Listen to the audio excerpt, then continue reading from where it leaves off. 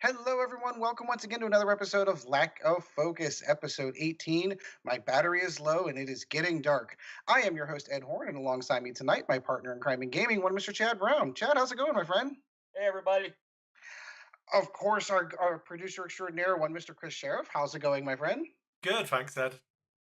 And we're a full team tonight. Sean Dorsey's joining us tonight. Hey guys, how's it going? Oh, Sorry, I apologize. I'm cameraless, but I'm having internet issues, so no Aw. camera tonight. Oh, boo.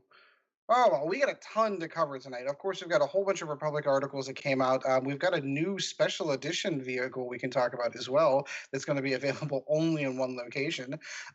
We've got a bunch of lists that we're going to be covering over. We asked the listeners to submit some lists. We're going to be covering over that. And I actually have a ton of games to talk about in the flight deck. And that might allude into something we're doing into the future. So we're going to cover all of that and more coming up right after this. All right, we're back, and in the flight deck, we're going to cover over any lists we've been flying, games we've been playing, events we may have attended. I know I've played almost everyone on the show except for one, so why don't we start the one that I haven't played? Sean, we'll give you the ball first. What have you been doing lately, my friend? Not a lot. Haven't had time to play X-Wing in the last couple weeks. Just been busy with life, unfortunately, but got to watch a couple good games of X-Wing, or one good, one I don't know if I could. sort of. We'll classify it as good to make people feel good. But probably I would. not. You don't have to spare my feelings. You were like my Vince Lombardi on the sidelines coaching, my friend. That worked fine for me. Yeah, it was pretty gruesome actually, but hey, it was fun at the end. So, It's fun at the end. It really was. but yeah, when we talk about the other stuff, I'll be, people will see me playing, at some point in time. So, They'll be able to join it and watch themselves. It'll be awesome. yeah, no kidding. But nothing really big this past couple weeks. Hopefully very soon I'll be getting games in on Vassal. So. That's the plan, at least, hopefully. All right, well, then I'll kick the ball over to Chad. Chad, what have you been doing lately, my friend? I know you've been kind of still laid up. You're still under injury, so I don't know if you've gotten much to the game store other than the game that we played. No, I just had that squash the noob game I played against you. I give everyone really good games for them to win. Yeah. I wouldn't call it a good game. I mean, it's pretty much like, I could just set my ships up and set ships up on the other side of the board, not have anybody over there, and just, fly over and just destroy them. So I'll admit, of the games I played this week, I still think that one was my best because I think I flew the best of all those games. I still lost. Yeah. I'm not gonna lie. So why don't you kind of go into the list because I will obviously be talking a ton about my games. Oddly enough, for an episode of Lack of Focus. So basically, I was running my Vader, with the homing missile on him, and Yeah, you kind of refined this list now. Yeah, I put the homing missile on him. I put the heightened perception. Yeah, this was shoot at 7, and came into play. Oh, did I have anything else on Vader? Oh, fire control system. Yeah, I was gonna say that that kind of gets stapled to that card. Yeah, so I had that. I had Vermeil with Krennic and outmaneuver and shield upgrade, and then Pure Sabak with shield upgrade and outmaneuver also. Yeah. Yeah, that was fun. Yeah, you always kind of get disappointed when you recognize the fact they have an extra shield. You get through all the work of trying to take a ship off the board, like, oh crap, it's not dead yet. The look on your face when it's like, yay, I've done my second damage to Pure Sabak, and it's like, no, his power still works. That was a shield you knocked off, and it needs 2 damage cards. Yeah, that is how it worked. So for me, this is going to be a common theme. So I'm going to be kind of going through the same list over and over. I am trying Supernatural Kylo. Of course, we had this post-point upgrade, so I never actually got to fly him with Null, sadly enough. And I really feel that would have been a fantastic addition with the coordinate on him. However, so I'm actually going to pull the list up to make sure I don't screw it up. But it's just Kylo is supernatural. I don't think I put anything else on him. He's basically bare beyond that. But supernatural Kylo is still super fun to fly. Oodles and oodles of fun. I was of course running quick draw. Quick draw is amazing. We gave her the gunner, fire control systems, and then I've been bouncing back and forth whether I was using juke or fanatical. So I think in this particular game she had juke, and the rest of the game she had fanatical. And then the question becomes: is what low tie FO am I going to run? So the first one I ran was long shot.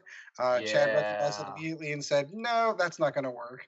And when you've got ships that move before they move, it's real easy to bypass that range 3. Yeah. And get in the range 2 and Pure Sabak and Vermeil the crap out of them. Yeah. I try. So basically, the way that it feels like to me, that third ship, that FO, is mostly just a partner for quick draw, and something to either get in the way and allow quick draw to get off a ton of shots and be able to destroy something in front of her, or in future games where it's going to be running a coordinate and being able to allow her to get the target lock and focus to be able to maximize her firepower. So if it's in the game for 4 or 5 rounds, whatever it amounts to, it's mostly just there to kind of boost her up. And then Kylo is kind of swooping in and out of the list, trying to be able to take out other ships. So in your game, you did none of that. And I did well, no, because I think you took out long shot like immediately, which was a flaw in the list, in my honest opinion. It's just I thought it might be interesting to kind of run with it, but I really should have been running something with a with the ability to take a talent to be able to take the coordinate on it. And so I ended up in future games, I ended up running Muse, and which ran much better. It'd be more impressive if you had the ability to have talent and actually play decently. Yeah, I'm getting there though. I'm getting there. The upside to this though is obviously we have four games. I played 4 times as much X-Wing between the last 2 episodes than I normally would play, because normally I get squeezed in that one game during the week and that's kind of it. I thought you only played 3. No, there was that one night that Kris kicked my teeth in within 4 moves, and then we played a second game after that. Yeah, that was a lot of Edge games have a common theme of where he sits there and goes, "Yep, no, I can't win this. I'm done." Yeah, but again, I'm getting better. It's for me, in all true seriousness, it's just a question of getting reps in. I want the list to work, but I think I'm finding that the list doesn't function the way that I want it to. I'm still stuck in a first edition mentality that aces are arc dodgers and they come in and they blast the crap out of everything. And Supernatural Kylo does not play that way. This whole list does not play that way. The main way to win with that list is to swoop in with quick draw and whatever other ship is with it, take out a ship, and then spend the rest of the game flying around trying not to get Kylo shot, because Kylo is basically half of your list. And I don't know that I like that, to be perfectly honest with you. It doesn't match my playstyle. It's cheap. Yeah. I don't want to front anyone, or I don't want to fault anyone for taking that particular playstyle. I really don't. It is a legitimate playstyle playing to the clock. I think that if you were on the final table at Worlds and that was kind of your strategy, I think that might be a little frowned upon, but winning is winning. So, I mean, there is kind of a balance there. For me, I know it's not my particular playstyle. And our previous show that we used to host before, I've encountered many situations in tournament play where I had an opportunity to fly away and guarantee a win, or turn in and take shots. And I've always taken that option of turning in and taking the shots. Because for me, and again, maybe this is just the difference between second edition and first edition. Like, to win the game, you had to blow up all the ships, and we had those lists that kind of did that back in first edition. Where, oh, I'm going to shoot what am I thinking? Like the fortressing lists, and our dear old buddy Richard Sue being one of the folks that kind of pulled that one off. Where he just kind of stuck around in a corner for the whole time during Worlds, blew one ship up and took off and won the game. Yeah, you did. You beat the time, but it doesn't feel like a win. Like, to me, feeling like a win is tabling someone, get all the ships off the board, or at least getting most of it off. So if that's what I feel is my play style, is getting in there, rolling dice and blowing stuff up, this isn't the list for me to do that. So now I need to kind of rethink that. I'm like, okay, so if that's how I want to play the game, and that's really what I feel is my play style, I need to find the ships and pilots that match into that play style. So I learned quite a bit. I mean, again, I lost all 4 games. I had a ton of fun doing it. We had a lot of fun moving forward in these next games. You didn't lose the last game. Okay, I didn't lose the last game. I lost that game where it was against Ed, Sean, and Chad. Yeah, exactly. It because I had coaching going on. Because that one was more of an I open. was making fun of you the whole time. Yeah, you were. Well, all right. So let's kind of get into that one. Chad, do you have anything more that you want to cover beyond that? I don't want to kind of roll over your time before we. Well, since I've been stuck at home, I've been doing a lot of painting, so not actually really gotten to fly a whole lot. I watched your guys on Vassal, and apparently I found out that me and my one laptop screen, I could see a hell of a lot more than the rest of the three guys in this talk who all have two screens. Or more. Yeah. Because I was noticing things, and they're like, "How are you seeing that?" And I'm like, "It's right there on the screen." And I find out Ed and Kris and Sean all had I two don't screens need they're to looking pull at. damage cards. It's fine. All right, so then we'll kind of get into that one. So, of course, Kris, your wife and child not only left you on Valentine's Day, they left you on your birthday. Happy birthday, by the way. Thank you. Belated, but happy birthday. Yeah. Oh, it's okay. Yeah, so it's also Family Day this weekend. So Is that a Canadian holiday? yeah, it replaces whatever your crappy holiday is on Monday. I don't know. Oh, ours is President's Day, but Yeah, so like, well, you can celebrate Mr. Trump. I'll celebrate my family being in the UK. I'm celebrating my kids have to go to school to make up a snow day, and I don't have to go to work. Oh, That's what I'll be celebrating. So I was Hey, going to have a come over and painting drink day, some but beer. I feel like it's Vassal all day, every day Monday. I think it might be. I think we might have to get. I do have some things I need to do for my YouTube channel, Yeah. but once that's done, Vassal. Yeah. So I've done so much. Even when Jill and eBay were still here, I feel like I've been playing so many different games. Like dropping the one shift and like D&D group like collapsing in on itself has left me with so much free time. I'm not even gonna like do all of my games, so sorry to my opponents because I just can't fit them in. But I've played a lot with my double fang list. I think that might have been the list I played with you in the first game, was it? That was the first game, yeah. Yeah. So it's Fenrow, Crackshot, Old Tarot, Crackshot, Captain Seavor with Duke, and Trickshot on the Adrian Pioneer with Tactical Officer. Oddly enough, that damn shuttle should have been my primary target. I think whenever target priority came down, that was my mistake because that thing was so much of a pain in the ass. Yeah, it's good Yeah. in it. It itself never fired a shot, to the best of my knowledge, during the course of that game. But the coordinate that it was pulling off was super I super thought helpful. it fired once.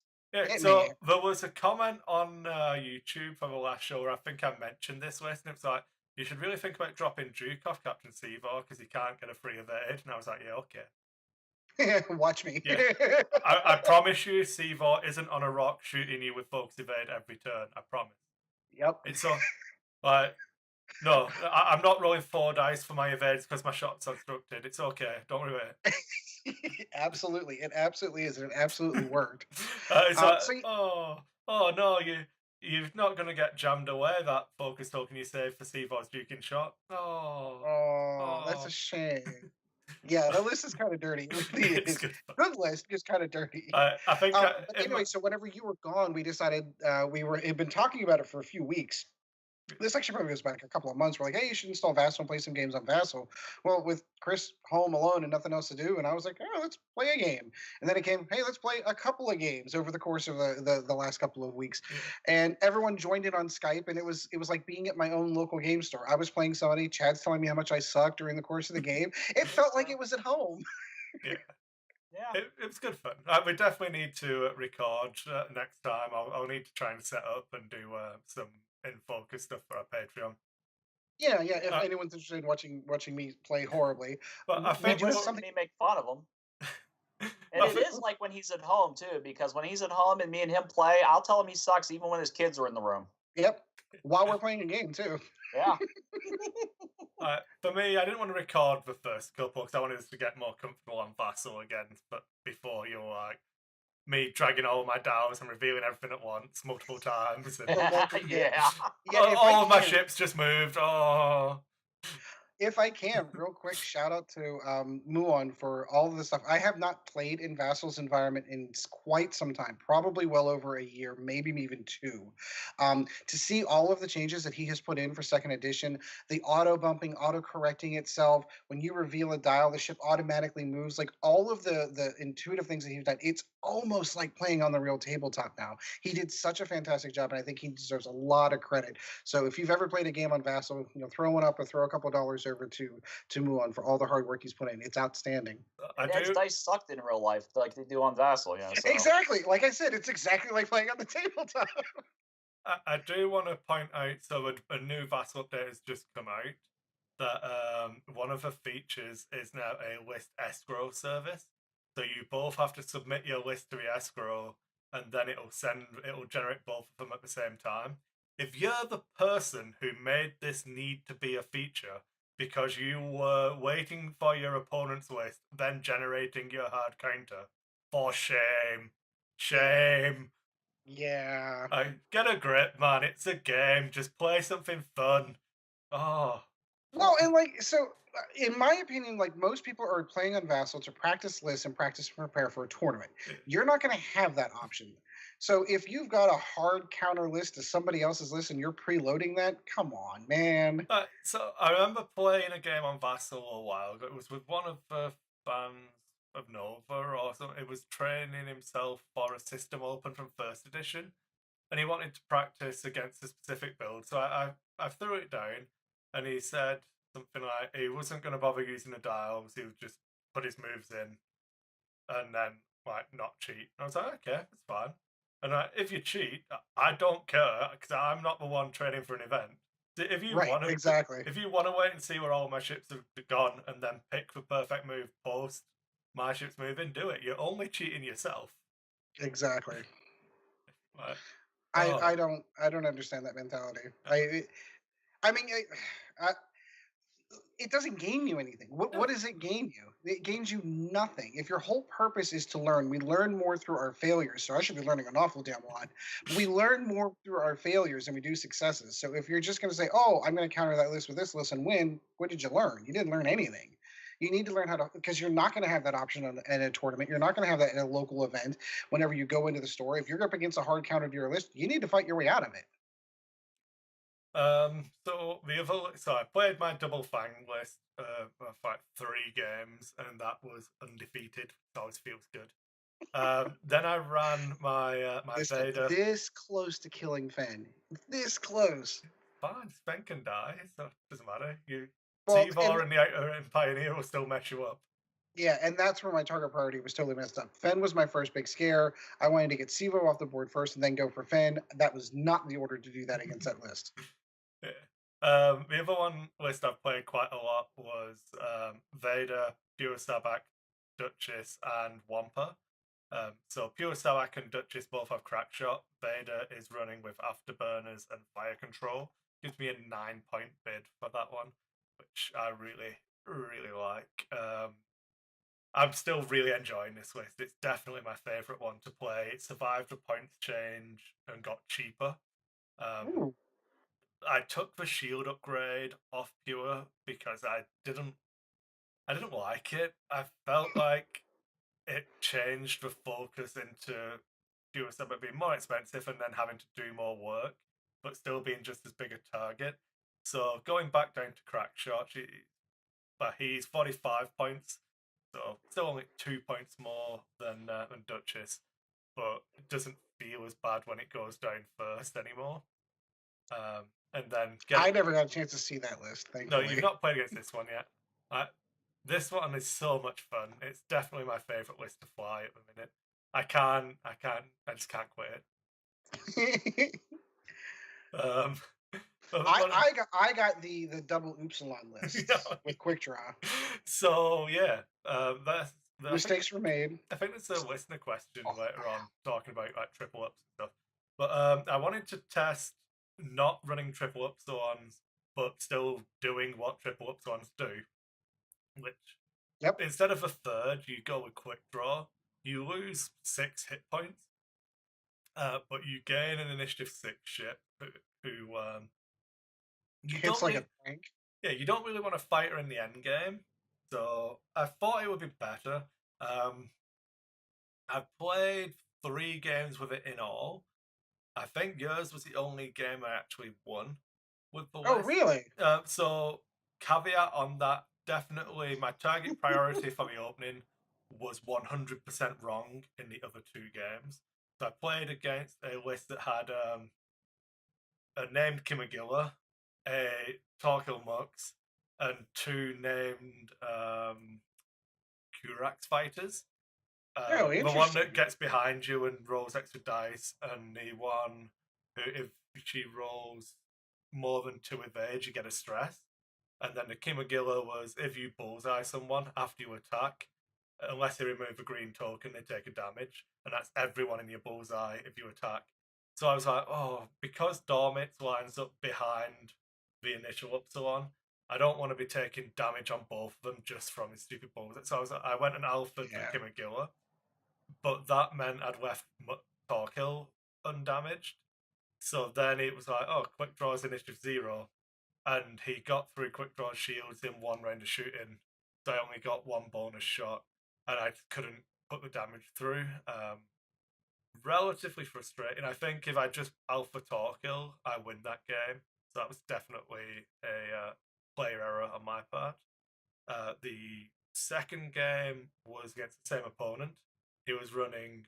He didn't have a 4th Phantom, so he was running 4 Phantoms with 3 Phantoms, and he chose to take a tie advance at initiative 4. So Oh. I think it might have been Balan Rudor. I can't remember. No, it's the one that has Juno Eclipse's old ability.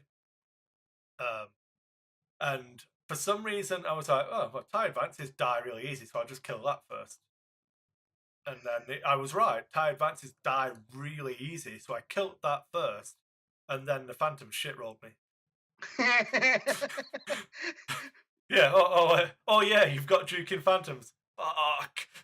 Oh, I totally forgot how good that is. Yeah. So again, I think if I go in alpha off a Phantom in the open, that game's easier because I got quick draw into the end game, but it was against one. It was still 3 Phantoms. I had 1 heavily damaged, and no, in fact, I couldn't even hit. I was the dice were pretty shit, but I still fucked it up anyway. Even if one of them was heavily damaged, you can keep that one away.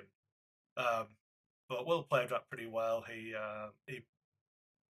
He pulled range at the right time, so I was like, if he's shit at the game and just stays fighting close, I can still win this. And that turn, he just decloaked away and had 1. I'm like, okay. Damn it. Why aren't you shit at the game? You've removed my only win condition, you being shit. Can't always count on that one. Yeah. So that was good fun. Yeah. And then I got to see a Lando. Oh yeah. Wedge list. Let's not forget about that I one. Definitely didn't throw that one together to be a teach you to play the game. Yeah, no, absolutely. This is the one that I had some coaching. I don't even have it saved. I can't even tell you what all right, so I'm trying to remember because I remember it was Lando with Leia Crow. Yeah. Lando was dirty. That setup was dirty. Oh, that Lando was so it was Lando with Niandum and Leia with Luke Skywalker Gunner from memory.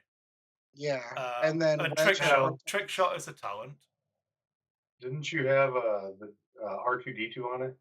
No, R2D2 was on Wedge. Yeah. Oh, he's on. Yeah, that's right. Yeah. Yeah, because I had like a 70-odd point wedge, like a stupid point wedge. He had proton torpedoes, R2D2, and crack shot on wedge, wasn't it? Yeah. And it was just we started off the game. It's like your only job is to not let wedge shoot proton torpedoes at you. At Kylo. Yeah. Yeah. And that happened twice. No, I shot Muse. I killed Muse with protons. Oh, that's right. Yeah, no, right. He only fired 1 at Kylo, which I was able to survive. And that's the only reason the game even came into question, though. Yeah. And then we played to a time limit, and you won on time because you made the right choices. Yeah, like flying out of combat, which is Yeah. also where I realized that this is not the list for me. As much as I want it to be, that's where I realized it's not the list. Because there were many occasions in that game where I wanted to be turning Kylo into combat, and I'm like, I can't because Wedge is going to vaporize him if I do. Yeah, and I set up my dials, put them on the board, and then we sat and spoke about your options with like the four of us had the conversations. Yeah, like literally, we're talking before dials are set. Well, if you do here, you go here. Like that's why I'm not even necessarily considering "quote unquote" a game. It's more along the line like if you do this, this is what's going to happen kind of scenario. So it was more training session than anything Yeah. else. But you still won. Yeah, So well, I've kind of tweaked, I think, the list I gave you that you should run instead. So I was going to give you the updated version. So ooh, I've I'm not put looking it on forward the table yet, but so we were talking about it. You wanted to run quick draw, Kylo, and an SF, but after we went through it, like Kylo yeah, we're doesn't thinking really that fit. Kylo's might not be. So if we're not going to go Kylo, we can save a ton of Yeah. points So by going down to Blackout. yeah, Blackout with a proton torpedo is the same points as Kylo naked. So Yeah. we went Blackout with Trick Shot, which frees up, like say, a metric shit ton of points. Then we went, well, I went in the new version of the list. I went Midnight with Fanatical and Advanced Optics, which is 50 points. And then I went Quick Draw with Fanatical, Fire Control, Special Forces Gunner, and Afterburner, which I don't think was on the one we spoke about. No, we missed that one. And that gives you a 7-point bid with 2 I6s and an I5, a Correct. proton torp, which if you can fire that through a rock, really hurts. Yeah, and keeping in mind that all of those are hard hitting pilots. Quick Draw getting double shots. You've got Midnight that's going to be able to prevent people from using abilities, and then you've got a proton torpedo on Blackout on top of all that. That I think feels more me. I'm really looking forward to playing it this week on the table or in Vassal to see how it works out. I'm definitely excited myself to try Quick Draw. Pardon me.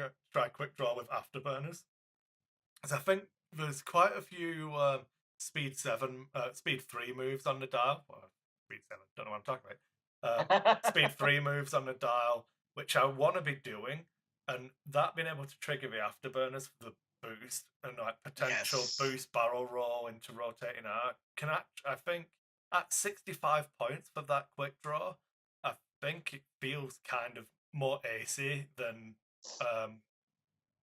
quick draw normally I think of as more of a brawler, but I think that kind of makes her into the full-on ace mode. Yeah, where she can do a little bit of arc dodging or getting in and out of arcs. Absolutely.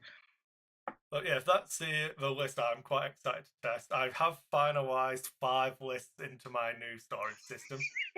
So yeah, you were telling me about this. So is this the stuff you go to the game store with? Like, what do you want to play? I'll pull this list kind of thing. So when I played Saturday, I played yesterday. I said to my opponent, pick a number between 1 and 5 because I've got 5 of them ready. Pick number 3, and that was my the Vader list. It was the 3rd list in the pile. And you're like, oh, goody, I like this list. I was actually looking forward to trying something else. Actually, I've played that list so much. And he was running... I played against Jerry, who's a Patreon. I gave him his lack of target lock tokens. No, I forgot to take them. So I need to give them in tomorrow at the tournament tomorrow. I was going to say, because those came in and we don't even have those yet. Yeah. You have them, but we don't. I was using them. Good. That's why I won.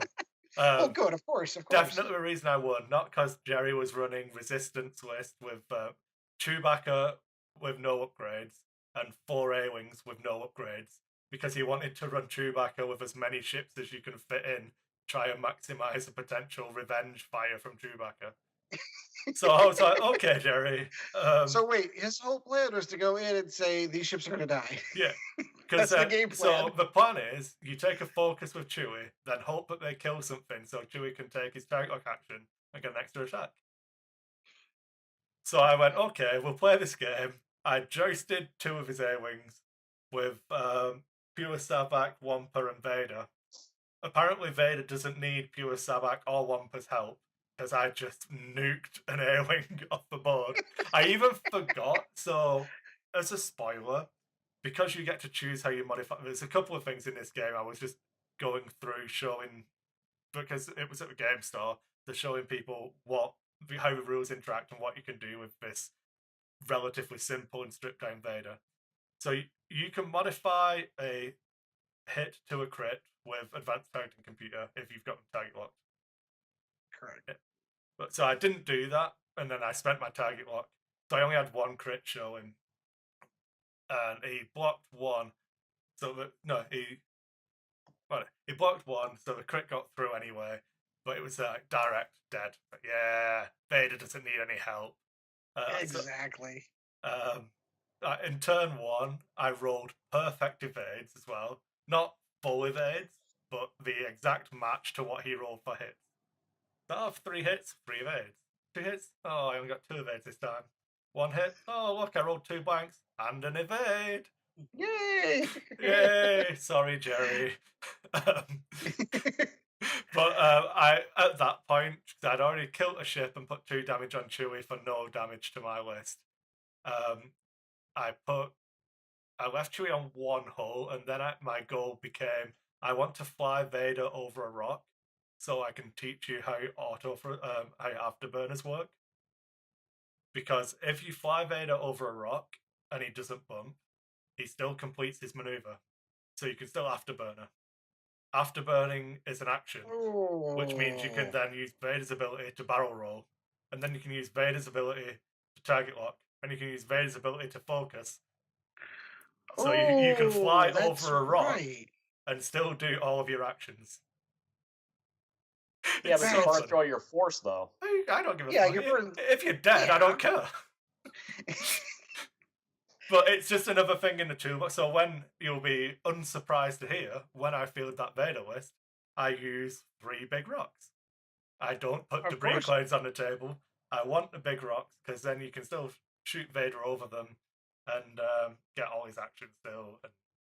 And even being able to fly over a rock to somewhere they probably didn't think you were going to go and still boost and barrel roll. It's just extra stuff for people to account for, because not many people realize that it's possible.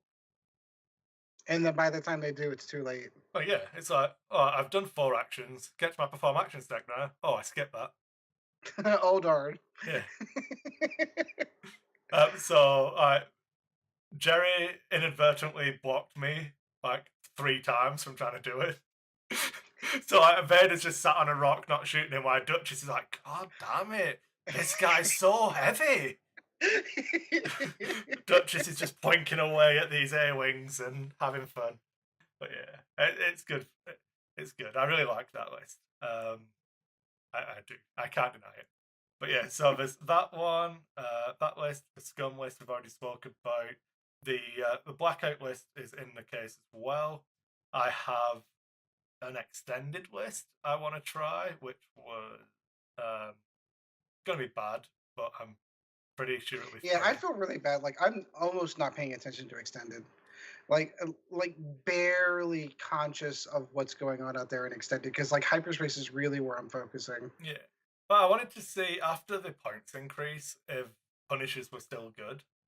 Mm-hmm. So at 200 points, I've got Red Wine with advanced sensors and protons, Death Rain with with Trajectory Simulator, proton bombs, Skill Bombardier, and proton torpedoes, and then Sydney FL with Crackshot. Oh, interesting. So I'm not taking it too seriously. I don't think it's going to be a system open winning list, but I think that it's good. Good fun. 200 points. Don't have a bid, but whatever. Then I've got my double Upsilon list, which has gone through another revision. Have you revised it since I played it? Yeah. You can still fit in Dormits with hyperspace tracking. Mm-hmm. Then you can upgrade to Lieutenant Taverson with collision detector in hyperspace. So that means when you shoot him, that was so super annoying. Yeah, you can take actions. And then quick draw is still quick draw gets afterburners with that change. So I wonder where that idea came from. From toying with my list. Yeah. So I'm not convinced.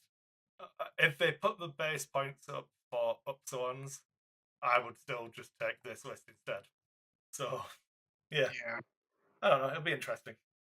Yeah, and you get just a safety tip out there for all of the Lack of Focus fans. If you're interested, Upsilons on eBay, or not on eBay, on Amazon are $13.50 US, dirt cheap for the first edition versions of them. I don't own any. I never bought the ship because I wasn't a big fan of it to start off with. I'm gonna go buy two just because they're dirt cheap. I have So one. They're cool. I would point out, just as a caveat to this, FFG changes points now. Don't buy them and then complain when it's not legal. Yeah, like if you run out and buy three, and then all of a sudden you can't run three anymore. That's why I'm only buying two. Yeah. Alright. It's fine. It is what it is. Just as a caveat, it's not endorsed by Lack of Focus. You can't complain to us saying we told you to go and buy 3 of them. Yeah, don't do that. Don't do that. Yeah. I mean, do it if you really want a cool ship looking on the shelf, but don't do that. Yeah. I like 8 of them. You'll love it. Okay. A whole fleet of them. I don't know. What else have I done? They're going to look great in my case. That's what they're going to do. I think I'm done for the flight deck. I've played some of Song of Ice and Fire, testing a list for Crate Cup. That worked really well. Ned Stark is a beast. Apparently, the only way you beat him is you say, "Do you want to kneel down when I chop your head off?" And he goes, "Yeah." If you don't ask him, he just fucks your day up. Really seriously. He in the final turn of the game, it was 6 victory points to 4. I was losing, and I managed to kill with Ned's unit a full unit of Mountains men with Bronn and the Mountain that rides in one turn. And they weren't both engaged with me at the start of that turn. So I got to charge the Mountains men and Bronn, get the charging attack, do a second attack from claiming the swords with Caitlin, and just butchering that unit, which lets you reposition.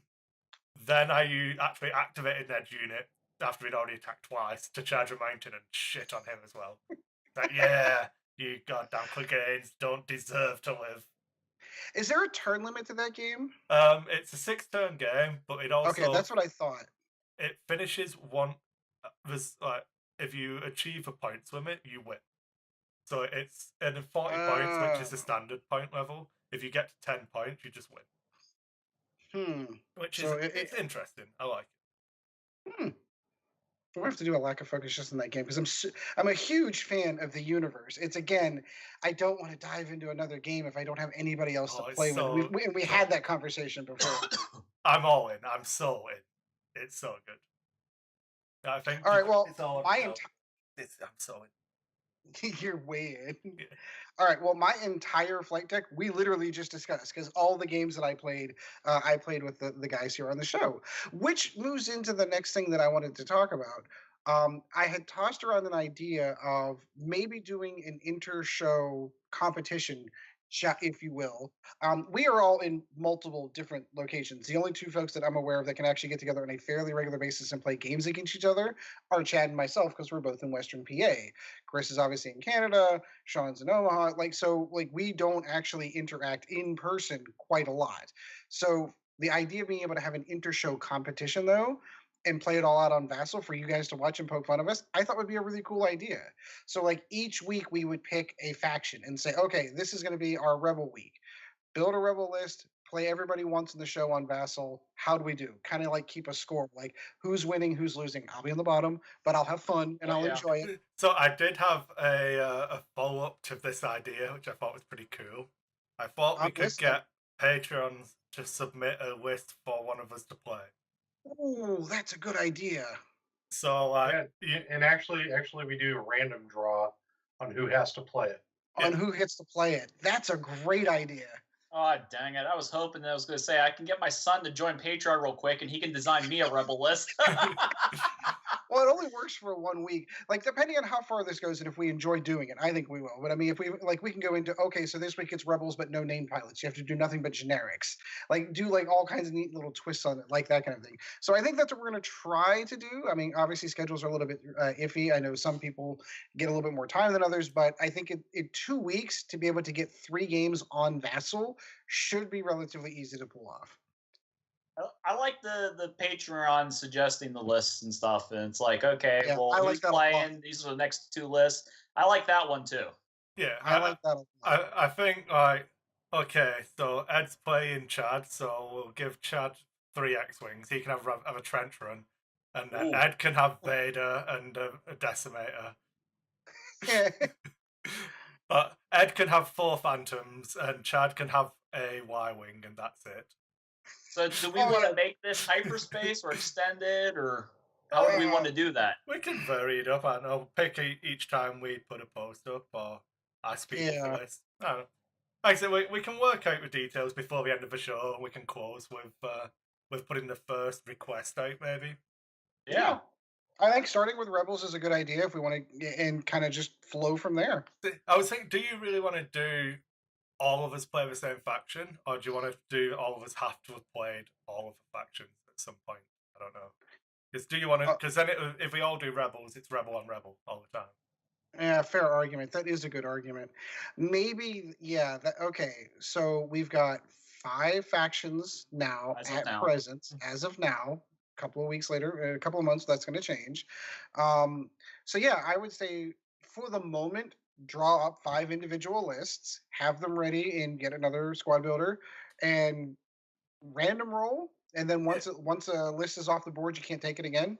Yeah, something like that. We'll figure it out. We'll have our details this weekend, and then when the show comes out, we'll have some posts and polls ready to go. I think. Yep, sounds like a great idea. I'm all in. All right, so that's going to do it for the flight deck. We're going to roll into the news, and we've got some stuff to talk about. They've been talking a lot of Republic. I'm going to jump to the end of the list, though, just because I have a real quick one. So they announced today this... Spoiler, it's not going to be quick. It could be quick. We're not taking a break. I guarantee you it's not quick. Is it ever quick? Chad, to fill you in, no, because, and I don't care if this stays on camera or not, where Kris puts the commercials, he's only putting 2 commercials, so we have to condense these 2 segments into one, and then the following segment into these 2 ones. It's just for... Okay. Yeah. It's because I don't want too much YouTube revenue, you know. That 0.5 cent per ad was really starting to, rack up. I didn't want the IRS looking into me. No, I honestly think this makes it a better viewing experience only having the 3 ad breaks. Okay. Yeah, I agree with that statement. All right, so let's kind of dig into it. Standing out of the storm, FFG has announced something for as long as I follow the game, the first time that I've seen this. They are going to have a special edition limited Vulture Droid available for Adepticon 2019 attendees only. It's the same ship, it just has a different paint scheme. It's gold, looks really, really cool, and only available if you come to Adepticon. Ooh. How do we feel about that? You're going to have to actually host here and do us all individually, I think, because we'll just all talk at once. Yeah, fair argument. All right, so I'm going to hold my thought process on this one. Sean, how do you feel about Don't like it. I'm just going to start right there. I don't like the idea. One of the issues that I have is that, or one of the things that was great about tournaments in the past, was there's no exclusive anything unless you won stuff. Then you earn the exclusive material at that point. And now, one of the things I do like is the fact that it's not like Attack Wing, the Star Trek Attack Wing game, where that ship would be unique. It would have something unique about it compared to everything else. So I do like that. Yeah, and those ships were like broke as hell and actually destroyed the game because luckily it's not that. It's legitimately just an alternate paint scheme for the ship. But one of the things that I don't like for X-Wing, and I hope it doesn't become this, but I understand why they're doing it. I understand it's a great way to attract people to come to these, these cons, these events, My question is, are they going to do it for all of them? Are they going to do it for Nova Open? Are they going to do it for all the other system opens that are out there? Are they going to do it for just everything? And if Fantasy Flight's going to go this way, are we going to start seeing it in the what do they call them? The kits that come out now, or even like store championship kits or the regional style kits. Oh When we wow, start, you're really going down the rabbit hole of this. I don't know where this could go. well, it could though. The It problem could. is, once you open that, once you start digging the hole, how deep does that hole go? And it's Before we go too deep down the rabbit hole, I think we'll just grab initials, impressions from each yeah, of us, and then we can go deeper, maybe. my biggest one is just I don't like the exclusivity. You have thousands of people that are playing X-wing, and you're going to have hundreds of people with potentially with these ships. So Yeah. not a huge fan of that, but I understand. It's mark.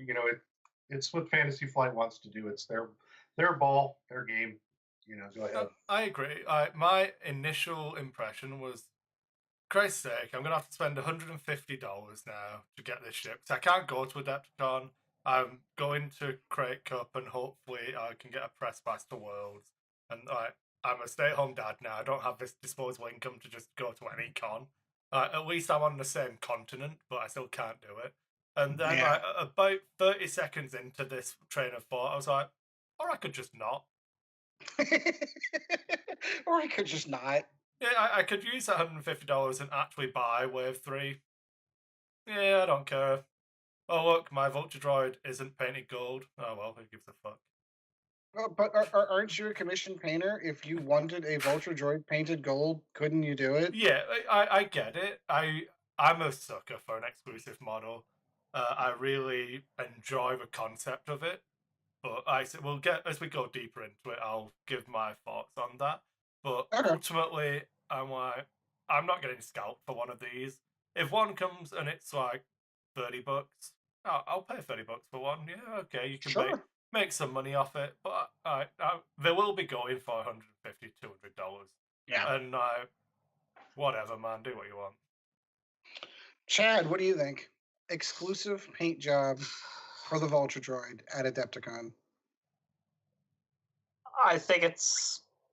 I get where they're coming from on it. I've been to some different cons myself, and I've seen like, hey, there's this exclusive thing or that exclusive thing. They just want to get in on it, I think. But for me, I'm not going to spend my money on something like that just to sit there and be like, oh, look, I got this particular ship, and then have somebody sit there and go, oh, how was Adepticon that year? And be like, oh, I didn't go. I just bought it off eBay. I mean, it's all it is just something to say. I either spent too much money to get it off eBay, or I actually went to the event. Outside of that, it's still the same ship. So oddly enough, I went down the same route that Kris went down. My thought process was, oh, I'm gonna have to spend $150 to get this one ship because I'm a completist asshole and I have to have everything. And then I went, well, wait a minute, it's the same sculpt. It's Yep. just a different paint job. Like if the sculpt would be different, like if it were in Vulture Droid mode, and that's what they were doing, oh, I'd be at 150. Yep, I'm going to spend that money on that. Because I'm not going to Adepticon this year. I'm going to spend it. But it's the same sculpt. All it is a different paint job. So for me, it's the same thing, in my opinion, of having acrylic tokens versus cardboard tokens. It's a cool factor. I'm not going to lie. When I see one, I'm going to be impressed to see it. But I'm not going to spend the money for I it. want to give it to me. Yeah, if I was at Adepticon, I would 100% queue up to buy one. Yes. I would invest my time to queue up to get one. It's not like I'm blasé enough about it to be like, oh, I'm not even going to line up for that, because you will line up for this. Oh yeah. But I'm not. I don't know. It's not impressive enough for me to want to sink the money it would cost to get one in the secondary market. So I would be cool. That's unless, like you said, that's unless they go for like $30 in the secondary market. Then okay, yeah, I'll do that. But I'll be honest with you, I would be cool with it if it went to the 256 or however many players. That was it. You sign up, you win the lottery, you get into the tournament, you get the ship. I actually would be okay with that, because then you're rewarding people for making the effort to go to the con and to get the stuff. But my Fantasy Flight to me has always proven that they're not good at stuff like this. They So, run out. You know, it's what's the production run? well, How many? You know, I think that how many? comes into How it. many are they going to produce? You know, and then at the end of the day, it does come down to, you know, this to me is no different than the dice. It's no different than launching a wave early at Gen Con, and then everybody goes and buys 2 or 3 or 4 of everything, and all of it's on eBay for 3 times the amount it's worth. And I get it. You know, I'm just never a fan of the exclusive side unless you put it within the tournament itself. I would argue that doing it that way is probably not feasible because, as Ed said, it is an alternate paint. So you're paying some little Chinese child in a factory to paint it differently. So it's got to be a big enough run to It's a justify. stamping. Yeah, we know You know how they're we were all painted. there when we talk about the A-wing and how cool it was how we do it. But And how they paint them. yeah. You know how they paint them. It's a little stamp that paints them. But yeah, I see but where we you're still do going. it by hand. We still Yeah. stamp it by hand.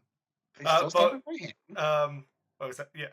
So the print run's got to be large enough.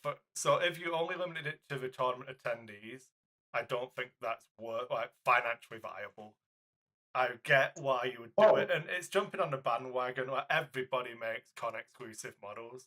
What I would have liked to have seen, and the approach I really, really like, is Weird Miniatures. When they do like Gen Con exclusive stuff, for the period of Gen Con, you can buy it from their web store direct.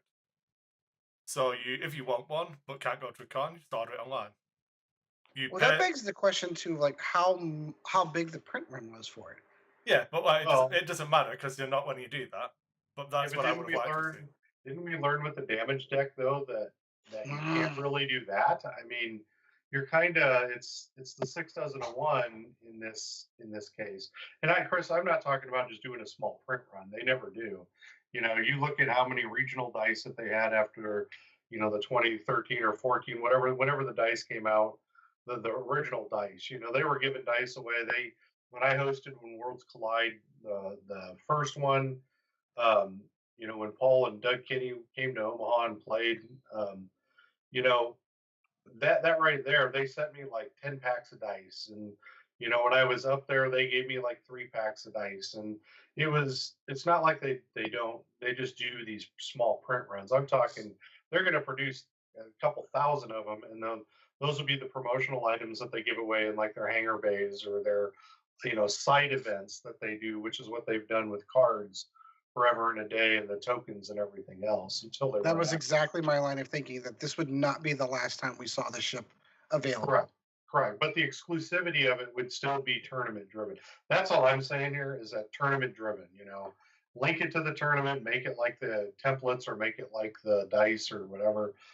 Then it gives it some, you know, some meaning and everything else. You win, you played in a tournament, awesome. Now you got this cool looking ship, you know, now you walk away with it. And then you can throw it on eBay for $300, you know, and you know somebody will buy it for $300. It's just the way that it is. Chris, what were they selling the X-Wings for whenever you went to when they announced second edition and Worlds. they passed at Worlds? I don't even know. So you've seen my X-Wing coffee tumbler thing that they gave out. If you went to, so they gave out an X-Wing and a coffee mug, a coffee thermos. And I know the thermoses were going for $200. I could have sold it on a day to people for $200 US, and I didn't because it's my coffee. I like. I wanted it. It's mine. Can't have it. Yeah, but they've done that when they gave out the deck boxes. Yeah. The black deck. When I went in 2015, I think was the last time I went, you know, or 16 or whatever it was. I thought they were blue. Yeah, right there. Those black ones. Okay. That's the 2017 one. There's a blue one. I've got the 2016 one sitting right here. I have to take my headphones off to go get it, but I've got it. Well, people were selling those, you know, literally getting them, putting them on eBay for like $120, $150. I get value, and I'm not bitching about value here. You know, I don't care about secondary market. Oh, secondary market. What about these? You're pointing the wrong camera. We can't see these ones. There you go. The fans can see these ones, though. Those first edition target locks said. I might just put them on eBay. The first target locks they did, so hard to find. Sorry, Sean. Sorry. No, that's okay. But you know, you guys know me well enough now, and the people in the community know me well enough. it still, to me, still has to be tournament based. Make it so that it's worthwhile at the tournament, or and then print 5,000 of them, and you'll have a bunch to give out at every other event you ever do. I think like the Guri cards. I love that Guri exactly.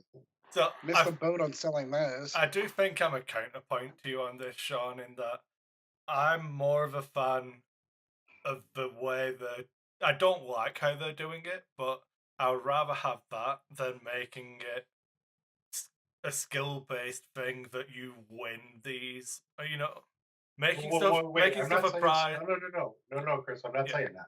I'm saying it as you enter. You go to Adepticon. You enter. You get. That's what I'm talking about. Not as a prize. If you do prizes, you'll do the really unique. Yeah, but that's all. That's all my thing is just make it so that it's worthwhile, and then you can do these again at other system opens.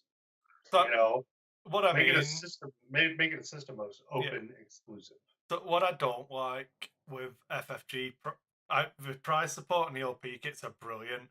FFG is like a market leader in the OP. It was one of the main reasons Asmodee bought them out. Like the merger happened was the FFG OP system, and immediately Wade and all those guys were moved over to Asmodee employees so they could milk them for all of the knowledge and how they do stuff. But I hate running a Keyforge event, and the prize is the winner gets a wild wormhole playmat. And it's like people, and I always draft the prizes, so there'll be like a $20 gift card, a $10 gift card. You're only paying $5 to enter, and you just pick what you want, and you keep going until all the prizes are gone. And people take the playmat even though they've already got one because they just sell it for $65 on eBay. And oh, another person might have actually taken that and used it and cherished it, and and enjoyed it. Yeah, exactly. But at the end of the day, that person paying $65 is probably using it and enjoying it. So but they didn't earn it. I'm of the Aaron Bonner. You've got to play the iron price, Sean. The iron price. I'm of the mindset that Aaron Bonner is that I was at Worlds. Aaron Bonner gets handed dice, and he had literally two people there splitting a $500 or $600 cost, so they split the set of dice. I have nothing. Watch them hand them to him and sell them. Right there. I get that, and I'm okay with that portion of it. Do you remember when we were at Worlds and they did those first gold and silver dice? That's the Aaron. Oh, so he's the one that sold them, because we went back to the hotel and there was someone playing and he had 2 full sets of the World's dice and he was like, I paid $300 for them, or whatever the heck he paid for it. Today, you did that today. He won a set and then bought a set. That's nuts to me. But that's where some of the competitive comes in, is that exclusiveness. And that's what I don't like, is the competitive element that it breeds in your event. So just play. So I don't know how so sorry, Dion, if I ruined this. And so I did an interview today with a guy called Ross, who's doing a series he's hoping to put on Dion's Gold Squadron channel. And it was just in Calgary, doing a community focus thing. I don't want to go too deep into it because I don't know how confirmed the series is, and it might never air. So I don't want to make print checks my body can't cash. Exactly. And one of the things from Chicago, you got to be careful with that. Just so you know. It's okay. If they pull a knife, you'll pull a gun. Right. They send one of yours to the hospital. I pull a bigger knife. That's the worst Sean Connery impression ever. I should do the entire show with different accents. We're just having fun with your expense at the moment. Yeah. But one of the things we're talking about is the competitive nature of the scene, and there's always a demon inside me. It's not a demon, but the snowflake inside me. I want to fly Juno Eclipse. Don't win the regional, just fly Juno. It's fun. And I just, Chris, I'm the same way.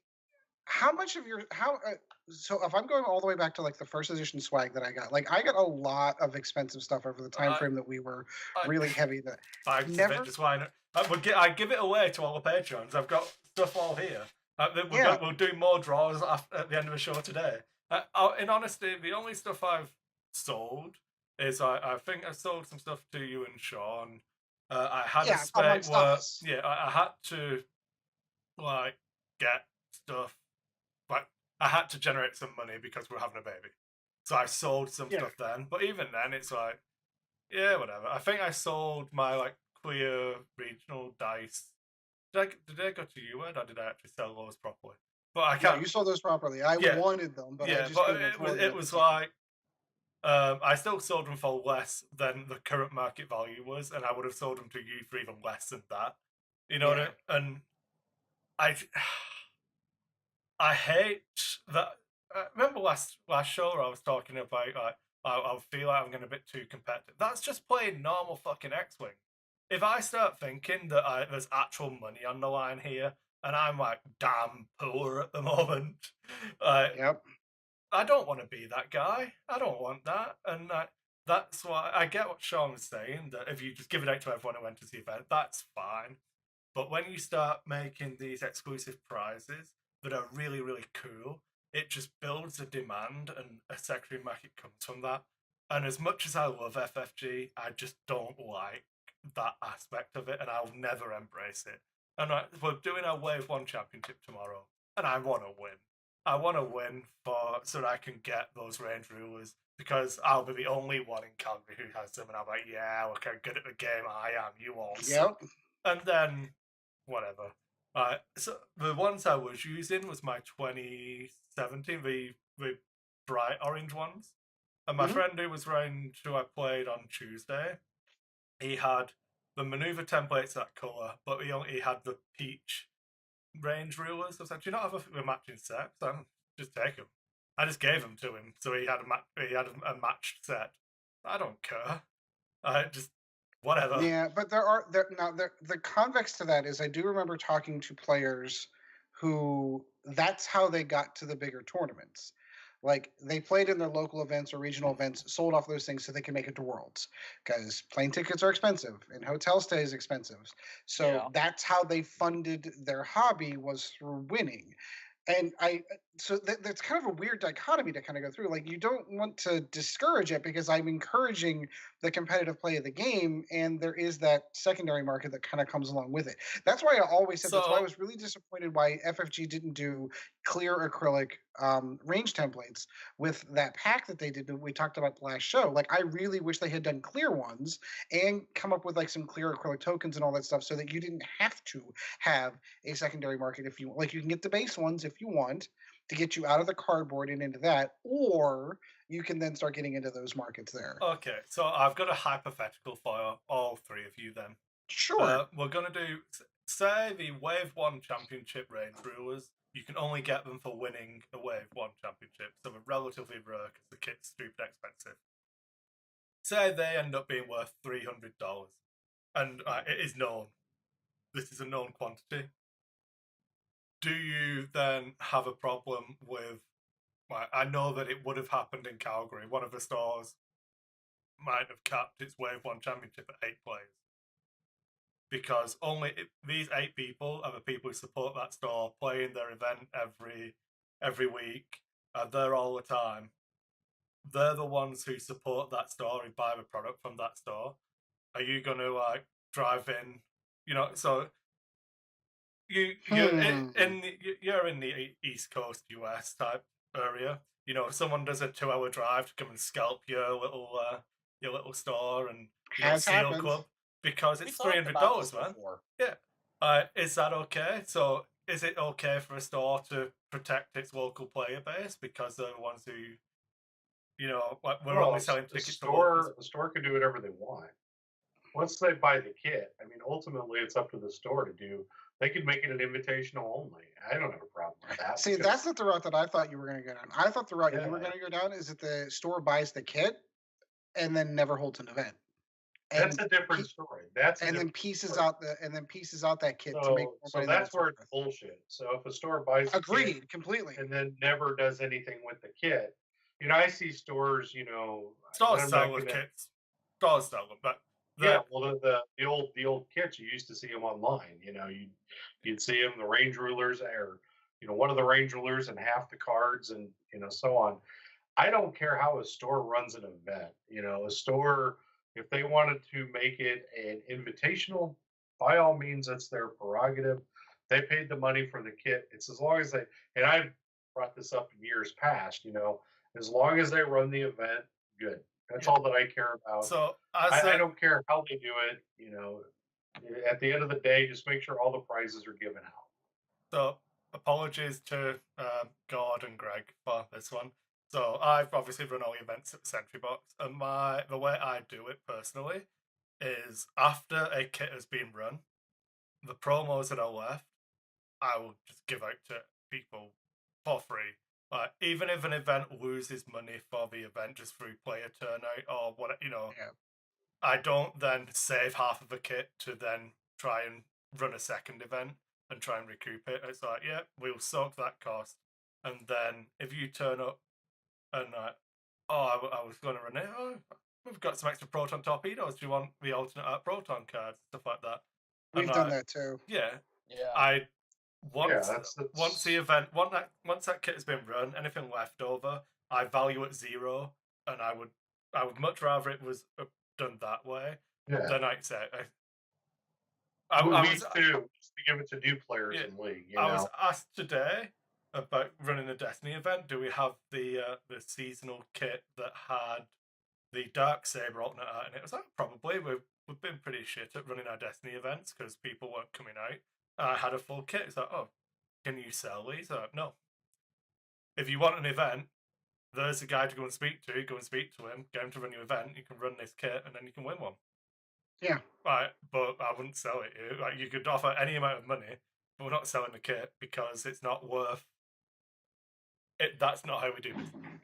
Yeah, it's not worth the reputation of doing that. Yeah. Absolutely. But at the end of the day, getting back to the main portion of this. What you mean? This wasn't a short one? I thought it would be short, but who knew that? Well, you should know us by now. Especially when it comes to this limited stuff, absolutely. Right. Well, limited stuff to me is, it's a difficult topic. It's going to be one of those things that some people are going to agree, some people are going to disagree. All the events, right now, if you wanted to play X-Wing at Adepticon, you get on a wait list. It's sold out. You're getting on a wait list. Now, the side events are still available, things like that, but for the system open, it's waitlist time. And okay, one of the things Fantasy Flight did is they capped the event. It's 256 and that's it. And then there's a day 2 and they're done. It's no longer the 2-day event that leads into a 3rd day, so 500 players that leads into a second day or, a second play day. It's now capped at 256. And when you're talking about all of this, Fantasy Fly right now is playing the limiting game by doing that. When I looked at Imperial Assault, they capped it at 40. And the wait list is gigantic for that, And I'm looking at it, I'm like, well, if you're going to start capping these things, fine. But, with ships and all this extra stuff, find a proper way to do it. What I'm going to hate to see, is day 1 of Adepticon and 300 of these things on eBay. Yeah. So at 300 a pop. Yeah. Yes. Yeah. I think that's a good close for this one. So I'm going to steal Ed's job for a moment, and I'm just going to interject before we go too much further. I think we should cover Republic and in-depth on Wave 4 in an in-focus, and just briefly cover what's going to be in Wave 4, as in that list off the ships and our thoughts on that. Okay, so you'd like to save the Republic reveals, the 2 of them, as for an in-focus later. Yeah, we'll just do an in-focus. Maybe if we play on Vassal on Monday, we could chat about that while we record that. Yep, that sounds like a good idea. Yeah, that sounds like a good idea. Yeah, just means I can delete this tab now. Yeah, we're not talking about that. Do you want to cover the Wave 4 briefly? Because literally read off what's coming out. Chad can mock the shit out of me for about 10 minutes. Because I was going to say, you can't rob the fans of this. Hang on. Before we switch gears real quick, so you're saying the whole, so what we've been talking about that whole time is that Christmas song where I mentioned the alt art cards that were available before I even got them. Yes. Right. Yes, exactly. Nobody knows about the Christmas song. Nobody knows. All I right. wouldn't call it a song. That would involve singing. That's not what we did. Uh, So, Wave 4 has been announced. I think I alluded to this before, but one of the things that jumped out to me right away, they are doing something that I thought they should have done years ago, and they are doing range rulers and deluxe movement templates to allow you to do this. They're plastic. They are not the cardboard. They get you out of that. Have you Kinda seen? cool. Have you seen the meme of No. where it's Thomas the Tank Engine on the flight stand? What? No. That Because should it be looks like train tracks and stuff. I'll find They it and do. post it on our Facebook. So the That should be the in-use thumbnail shot. for the show. Yeah. So the 3D render for this is fucking atrocious. Yeah. The actual packaging one looks fine, but the 3D render is terrible. So someone's redone it with a Thomas the Tank Engine driving along the track. So funny. That's awesome. All right. So other ships that are going to be we knew were going to do it. They're going to be doing the Hyena bomber class droid. We knew those were coming. The Resistance transport's going to be coming out. The TIE silencer will be part of this one, so you'll be able to get your normal sized TIE silencer. The Falcon, which I'm a little surprised it's waited this long to come out. The B-wing. Oh boy, can we pause for a moment on a fully articulating B-wing? Can't wait. Awesome. I Can't wait. I am so pumped that B-Wing is now hyperspace available or will be, that it makes my heart sing with joy. It's just And it's a much sharper sculpt. It rotates around the cockpit and the S-foils close. Oh, I can't wait. It rotates around the cockpit and the S-foils close. This is awesome. I own 16 B-Wings. I own 8, and I'm still going to buy 2 of these. I own 16 of these fuckers, and I'm going to buy like 6 of these things just because I can. And I'm going to send 4 of them to Kris to paint them. You know, it's just, oh my God, it's my 3rd favorite ship in the whole game, and it's, you know, it took them to Wave 4, of course. Okay, so just to quickly interject, because fucking Zach Matthews does this to us all the time on the Carolina Crates cast. So Zach's been calling us out for like Chad being wrong about Phantoms. Fuck you, Zach. I hate you. I love you really. But not once has he been like, oh, but Kris painted me that Fang Fighter when I was on the show with them, when I sent it to him, and like did a nice job. Yeah, thanks, Zach. Oh, shout out to me painting ships for Zach Matthews. So he got it in time for his tournament. I rushed it through. Oh, so there you go. That's me being mean to Zach. And I love him. So they talk about me and not the rest of you guys. Is that your complaint? Yeah, that's what he's trying to say. No, they talk about the people who are important on the show. Oh, all right. Moving on. The Resistance transfer. Really quick. Yeah. Go ahead, Ed. And why is this ship being made? The Resistance transport, because it's canon. It was in the movie. That's a horrible. It's the same reason why the quad jumper's in the game. You know that it's being made because Resistance need a cheap coordinate platform. Yes. I know. It's like, oh man, Pogue only gets 2 actions at 3 when you have BB-8. Needs 4 though. Needs 4. It would be really sad if you couldn't coordinate a focus onto Poe, then barrel rolling into a boost, query stress, and then target lock. That would make me sad. Especially because the good thing about this ship, like all sarcasm aside, is that it's like another one of those removable, like the pod comes off to be its own ship. So the control pod part of it is fieldable as its own ship, which is the one that Finn and Rose fly off in. It's a tiny little thing. So I bet you that had coordinate and cost like 7 points, and it's like, just leave it, stop it. FFG, token stacking's bad. Also, FFG, have some cheap coordinate, people. So is this a medium base ship then? It looks like a small base and a small base. It's a $30 ship. Yeah, so MSRP is $30. So you're getting 2 ships technically in the pack. Yeah. So it's small base, but it comes with 2 ships. Because if you look at the spread, there is. I do get that. Yeah. It's just I don't I get it. It's coordinate platform. Fully get it. but I don't get the point of it. Yeah, Resistance needs ships. And They better put out like 15 movies then with the Resistance in it to keep the ships going. you need something that's got Admiral Holdo and Leia as crew in there for Resistance as well. Understood. Apparently, so I don't know because I don't go near that cancerous cesspool, but the X-Wing Reddit was apparently going batshit crazy over social justice warrior stuff for this shit, which just amuses me because it's like, dude, it's a card in the game. If it's got a shit ability, you won't use it. If it's got an awesome ability, you could be the biggest misogynist in the world, and you will still put Holdo on this shit. Yep, absolutely. Because winning is good. My morals are out the window. All right, sliding off of that one, we've got the TIE SF is going to be out as well. Two relatively large surprises for me. Let's start off with the small one first. The Decimator. The Decimator is now going to be canon.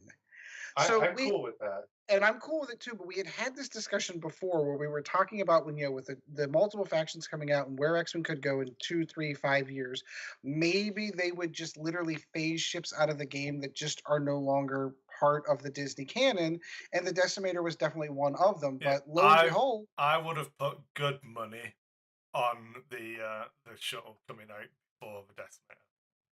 Yes, and that was my next point. If you'd have given me odds, you could have taken my money. Like, unlucky Vegas. You've missed a trick because I would have been putting the house on that shit. Yep. And then there we go. We're not going to get the shuttle first. We're going to get the Decimator, a ship that wasn't even in a movie. Not that I'm complaining. It was one of my favorite ships. I flew it quite a bit, so I'm happy to see it in. And it does kind of kick open that door a little bit for some of those ships that might not necessarily be canon in the Disney universe of making it into X-Wing. I do have some good points I want to make on this ship. I'm going to save that for in focus. Okay. All right. And finally, Chad, would you like to make the announcement? Kris, guess who we're getting? You're cutting out, Chad. It's breaking up. We're getting little Annie into the Wool Starfighter. At pilot skill 4, no less. An 8-year-old at pilot skill 4. Initiative. Just keep rolling. It's okay.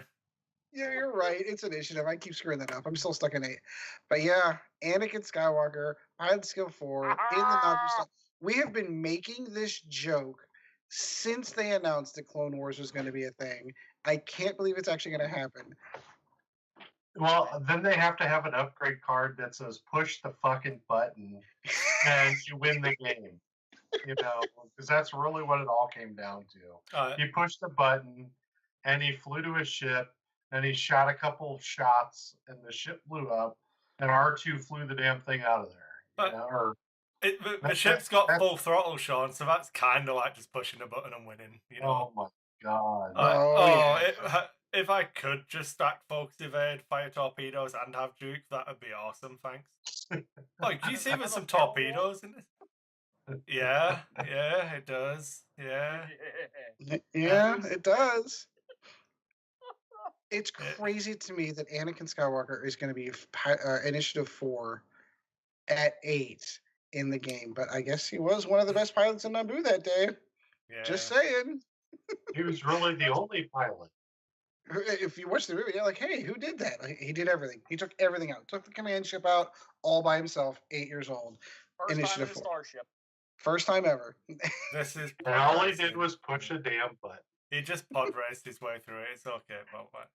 Yeah, if there's not a force power called This Is Pod Racing that allows like free barrel rolls, I'm going to be really disappointed. Okay. If the flavor text on this card is "Are you an angel?" I'm out of X-Wing. I'm just fucking done, man. So will we get a new version of R2-D2 in this? And I was gonna bring that up. So there isn't one in the spread.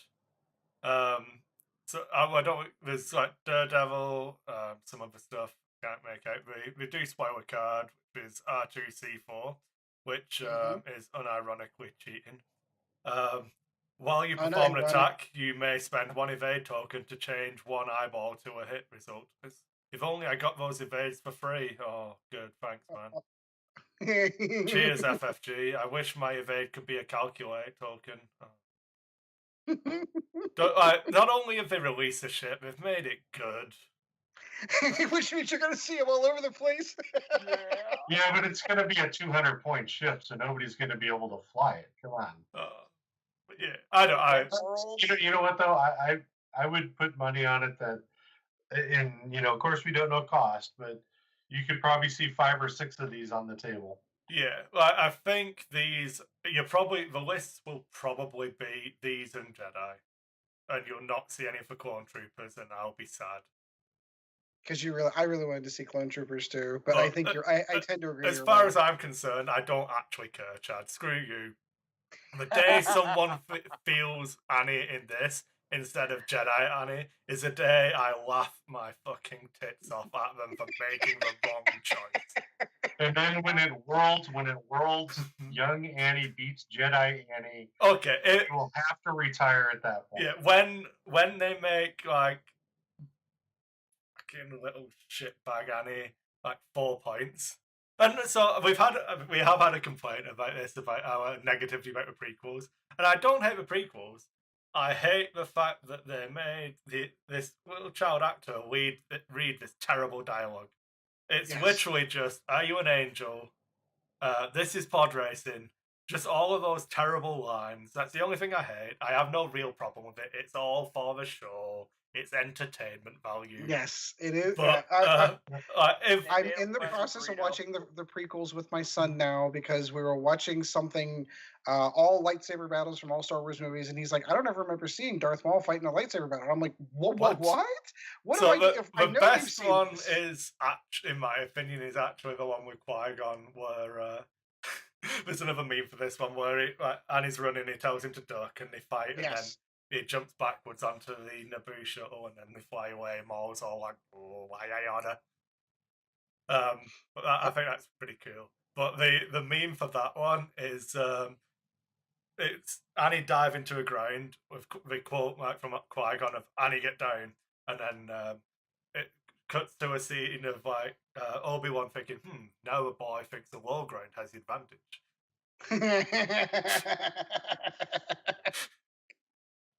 I don't have a huge problem. You know what? It's interesting to me how the prequels have improved with age when I compare them to the most recent particular Star Wars movie that I will fail to mention. I will take talking around in circles for Phantom Menace over blue boob juice Skywalker any day of the week. So you just really hate The Last Jedi. I really hate The Last Jedi. That is the best one yet. So I am you have sorry. a problem with finding out how he gets the blue boob juice, but in A New Hope, when they were drinking blue milk, you had no problem with it at that point. I mean, it's got to come from somewhere. Yeah, it comes from somewhere. I actually do like the prequels more now that I'm like. I appreciate what he was trying to do. Yes. The execution is flawed, but I do like them. No, as in... If you want my honest opinion, it's not the execution got flawed. It's that in the originals, he got really, really lucky with actors like Harrison Ford and Carrie Fisher and Mark Hamill, who were in Sir Alec Guinness, to be able to carry that series all the way through all 3 movies. They were fantastic actors. Whenever he came down to the prequels, he got Hayden Christensen. Not a bad actor. Hayden Christensen being the center of that, and he just had such wooden acting the whole way through. I hate this saying, but I've read that a lot of that was a direction. Really?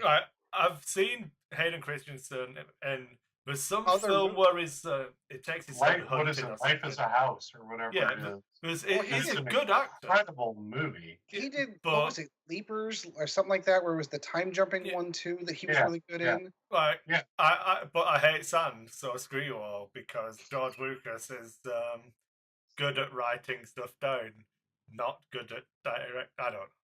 Well, I firmly believe that George Lucas made the prequel so that he could show off his universe, because he could do it on the computer rather than having to do it with all practical effects. Because you look at what he did to Star Wars and which I like, but a lot of people don't. with all the with all the additions that he did, with all the you look at Cloud City in Empire, and before it's a very bland place, but then when he did the re-release of it with all of the cool The windows. So the windows, I will go as far as to say, other than the scene with Han and Jabba, where they shouldn't have done that should have stayed on the editing room floor. The remastered versions are better, but Han shot first. I'm okay with that. No, in fact, I'm either as a fan of Han is the only one who shot. Which and then Han shot first. No, I believe I may be wrong in this, but I'm pretty sure in the actual original, Greedo doesn't shoot. He does not, because he's just dead. Because that's what happens when Han shoots you. You're just dead. Exactly. So Han didn't shoot first. Han shot. Well, the whole meme came from the whole Han shot first game because of the remastered version where they made Greedo shoot. And you're like, wait a minute. Those I agree. Those are the two scenes. Otherwise, I think that he did a fantastic job in cleaning it up, adding some new stuff. There's some stuff in the background. I'm like, maybe they couldn't have gone that far. But overall, the remastered ones were still pretty good. I still have my originals on VHS in the closet if I ever want to go back to that route. So that was the thing I think that really pissed off Star Wars fans. The fact that they couldn't get, when they released it on Blu-ray, they could not get the old original cuts. It's being, look, this is the only way it's going to be. This is now the version. But that's not the version I remember. Okay, so I have something else for us. I'm going to do a slight throwback. How much did you say that guy paid for some golden X-Wing dice? What was it, 300, Sean? I mean, so there were 600. There was 8 dice, I think, or six dice. There were 6 of each. It was 3 and 3.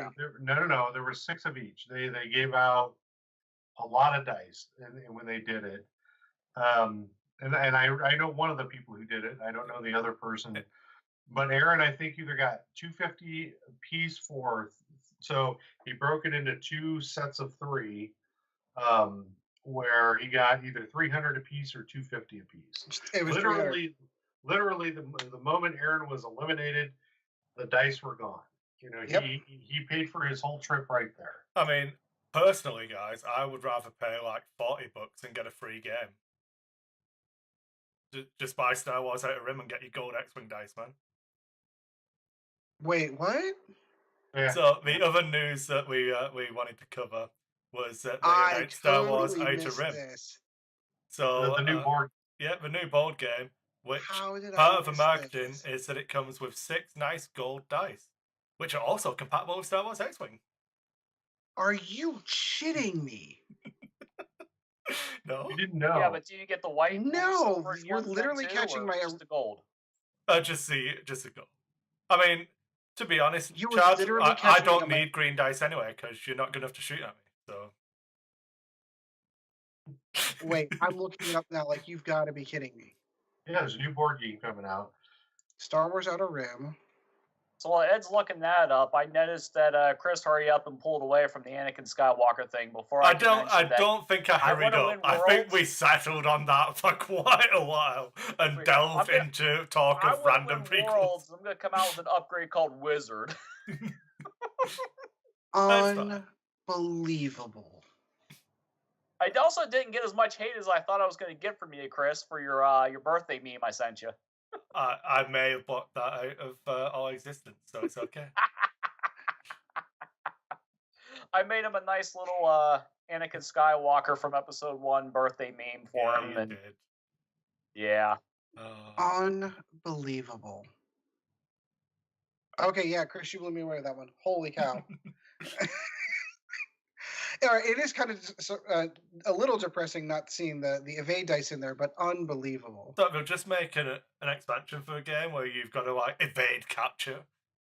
Oh, no, the silver dice. Yeah, because then you can pay $40 and get a free expansion for a game. Because now I'm going to go buy that game just for the dice. Of course you are. Yeah. That's sad. It's not sad. Especially when you're buying dice for a game you don't really even play that much anymore. It's not sad. You get so one of the things that I've heard joked about was what we should do is when you buy the game, you also get a QR code to add them to your dice app as well. So you can have golden dice in your dice app. Come on, That would FFG. be awesome. Sell me golden dice app dice. You literally do nothing, and I give you money. They're going to get my money. I don't. I'm sure I'll try the game, but I'm going to be buying it for the dice. It's not. It's absolutely true. Yeah. All right, so Chad, one final point on the old Naboo Starfighter. Now, one of the things you had stated was that if they printed one, you would buy it and you would fly it. Haha. Who's So the can loser we- now, Chad? Can we lock you into that? I will definitely buy one, and I'll have to look into buying a couple other ships so I can fly it in a list. Yep. I didn't want to go the extra step of locking you into flying Annie in the Naboo Starfighter, but If I'm gonna fly it, I got to do it, with Anakin. I mean, you got to do it with Anakin. All right, we're on that's board. pretty much a given. I mean, otherwise, it's not really, furthering my, making fun of Kris this whole time about how much it irritates him that I bring it up. And We need to double down on this though, Chad. If you're going to do it, you must use the deluxe movement tools and range ruler set also. Well, so Chad's actually the one person I thought of when I saw that because Chad will paint those. yes, Yeah, I so will will I. paint Yeah. those. They will be, Yeah, that's why I'm actually excited about them. I've been wanting them to do this for years. Yeah, me too. I do remember when Phantom Menace first came out, the distinct impression I got was that it didn't feel Star Wars, and that was because of the Naboo Starfighter and the Naboo Senator shuttle. That they're very different, and I understand They're shiny. now. Yeah, it shows that the old times of the Old Republic was a very different place, and they're very Nubian in their designs and specific to that planet. But as much as it didn't feel right at the time. Now that there's a bit of nostalgia involved, I do really like the model, so I will get some. I just probably I will probably run the best ones, which Anakin won't be Anakin because Which won't be Anakin. What if he is the best one? It doesn't matter if he's the best one. He has to be better than him at I6, and I'm shit at the game, so I need to know what the fuck you're doing before I move. All right, so I think that really dives deep into the news. I'm gonna end up buying Outer Rim for dice, and I was going to buy Jedi anyway, so I'm gonna end up with a couple of those Nubian Starfighters myself. But I think you're right. I think the Jedi are gonna kind of outclass those. And then for the rest of the stuff in the Republic, we will record an in focus here probably on Monday and kind of cover all those other things. So if you want to look for that, you can go to our Patreon for that. You don't have to be a Patreon. You just need to go there to be able to see that. All right, so the main topic tonight, we've got some listener submitted lists we're going to kind of go over, and then we'll close out the show after that. So looking forward to looking at this. I have not cheated, so I want to kind of looking forward to see some of these lists, and we'll get into that right after this. All right, we're back, and in the main topic tonight, we're going to do some lists reviews from you, the fans, who have sent these in. So we've got 3 lists we've picked out that we're going to kind of cover over. We're going to kind of tear them apart, pick them apart, see what we like, see what we don't like, and move on and see if we any potential improvements we might make on those lists. So, Kris, your first list, please. Okay, so the first one is from Ian Courtney. He says, "Hi, I have a number of conundrums for tweaking my squad for UK System Open. So apparently he thinks we're still the home for competitive X-Wing. Bad news, Ian. All of the good people left us. So we'll do our best. No, we'll be okay. We'll be okay. We'll make it through. I've been running a variety of Duchess and mini swarms, and I've been considering both the 4th ship in a mini swarm and upgrades on Duchess. Hoult, Iden, and Gideon are nailed down. I'm floating between Wampa with the swarm tactics on Hoult, Cierne with marksmanship, or Maul and Mithril. If no swarm tactics, everyone gets crack shot. With Duchess, I have 5th Brother stapled on for extended. I've run Shield or Hull upgrade or Duke on top of this. I'm contemplating Seismic Charge instead, as it might be really beneficial if I can leverage it. So, the squad is that he's currently running Duchess with Seismic Charge and 5th Brother at 54 points, Hell Runner with Crack, Iden Versio with Crack, Gideon Hask with Crack, and then Maul and Mithril with Crack Shot. It's the old Ace mini swarm build. I like it Yeah. in principle.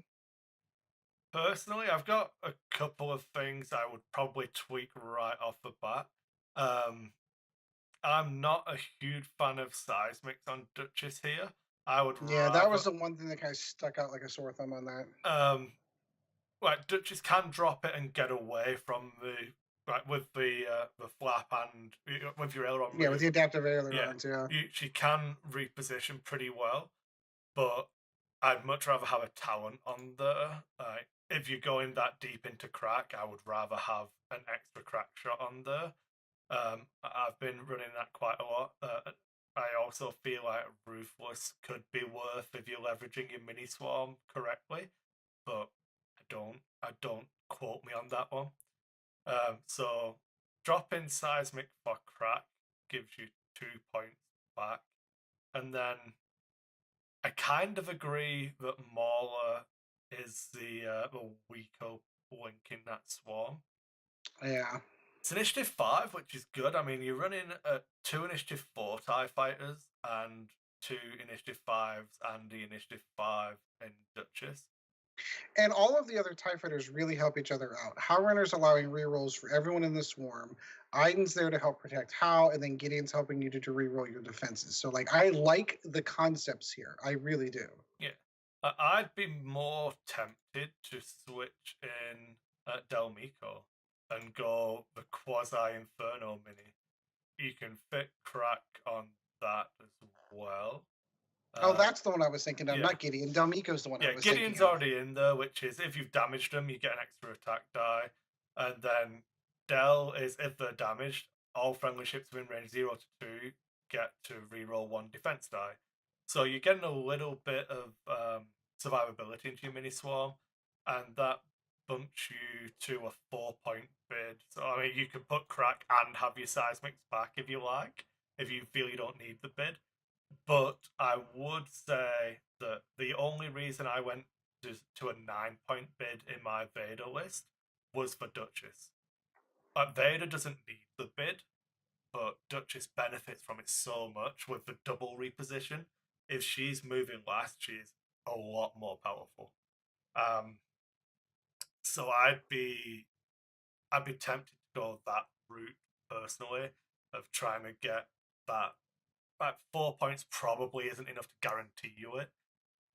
So I would play test it with the seismic and without the seismic and see if you prefer the 4-point bid or the seismic charge. That's my thoughts on it, because I've been playing a lot of Duchess recently, so I don't know.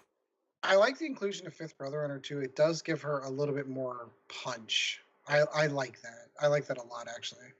All I've been saying is like, when Fifth Brother in hyperspace when? Because I swear I would like a Duchess with Fifth Brother. I just want it so bad. Yeah. I just give me soft mods. I like cheating. Well, and that's the upside to having him on there too. It's like, even if she's not using it to get the crit, it's an additional evade. Like if you roll badly, it like just having that force token on the so ship. you can obviously not. Well, you could do it in this build. You could put Duke instead of Crackshot on her. So if you want to try that takes it back up to 200 exactly. You've now got Duke and Fifth Brother, so you take the evade. You've got a soft mod anyway. So if you're using it defensively, you can have quasi-focus evade. You're only rolling 2 green dice, so it being a calculate token instead of a focus token isn't the huge, unless you roll double blank, you're still getting 2 evades. You can have 1 eyeball and 1 blank. And it still has the offensive output of if you're not getting shot back, you can go full on triggering your Duke and having some mod for your shot, which is going to turn into a crit. Yeah, but it does take that up to 200 with no bid for Duchess. But like I said, if you're going There's to do a trade. A 4-point bid, it might if it's not going to be enough. If it's not going to be enough, then you might as well just go full 200. I don't want to go into this from this main topic. It's definitely something I need to put more work into as a topic.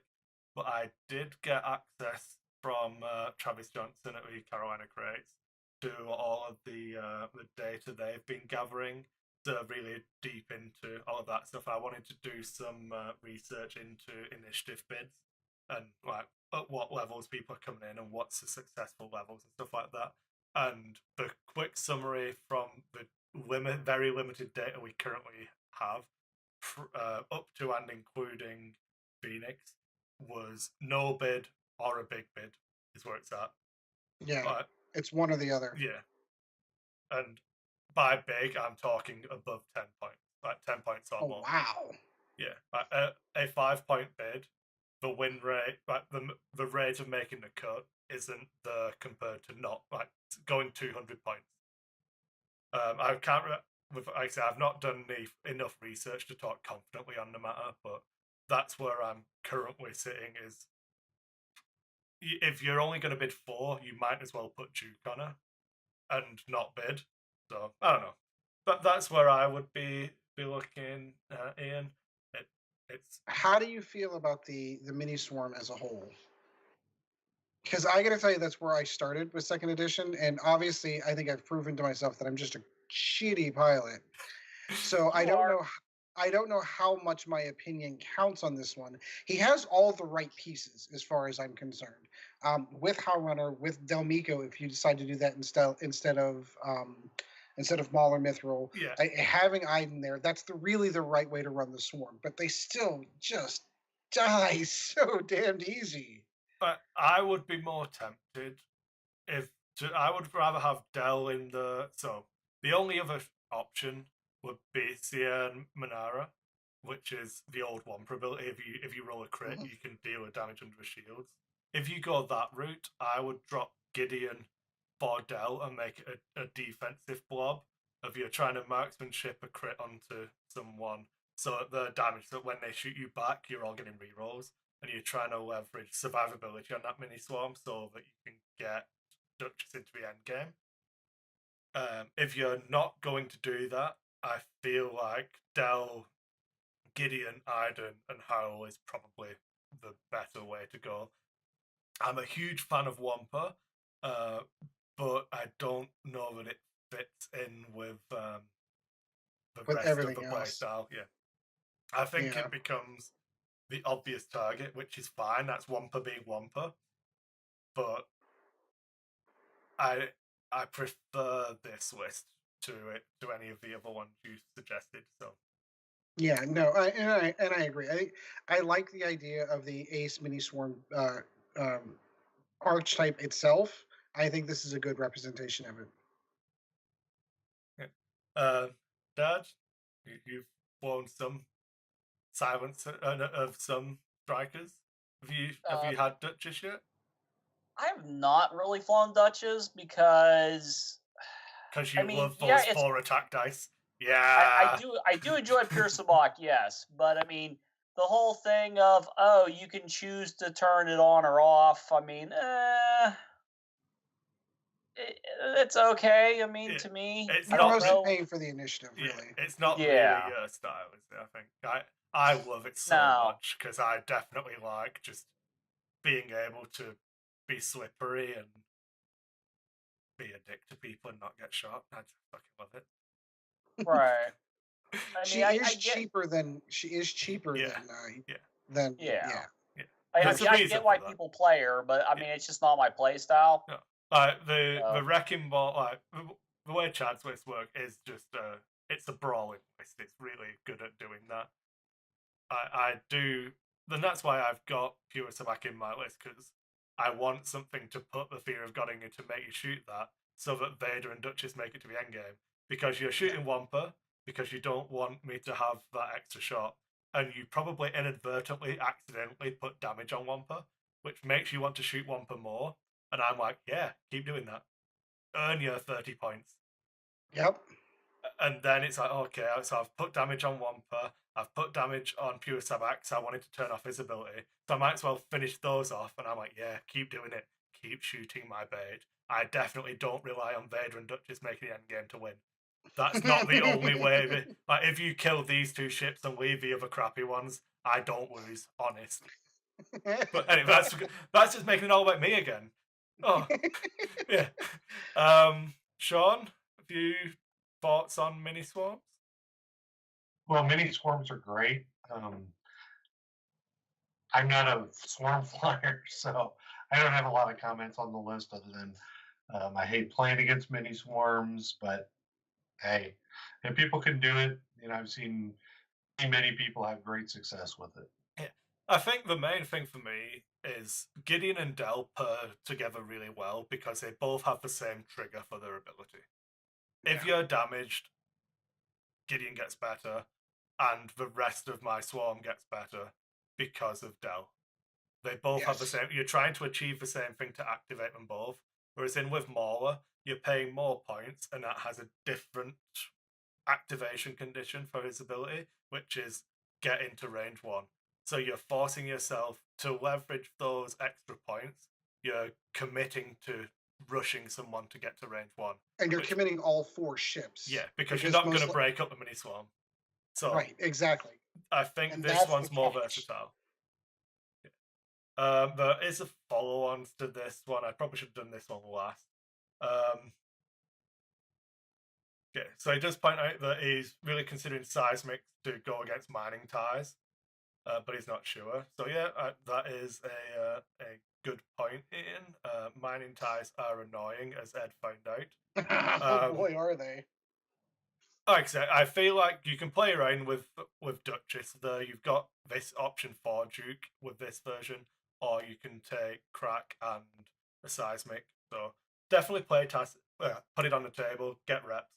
That's the best advice I can give. But try it out, please, with Del and Gideon. I think you'll like it. There's a PS. I've been enjoying the Reborn podcast. Thanks for taking the time to make it. We're enjoying it too. I would like to speak to all of us. And then there's a PPS, which is all for me, because it's all about me. Always. Do you know who you are? I do. Will Sean Edwards stay loyal to his contract, become a Wigan coach for 2020, or could there be a clause that sees him as the England Rugby Union head coach?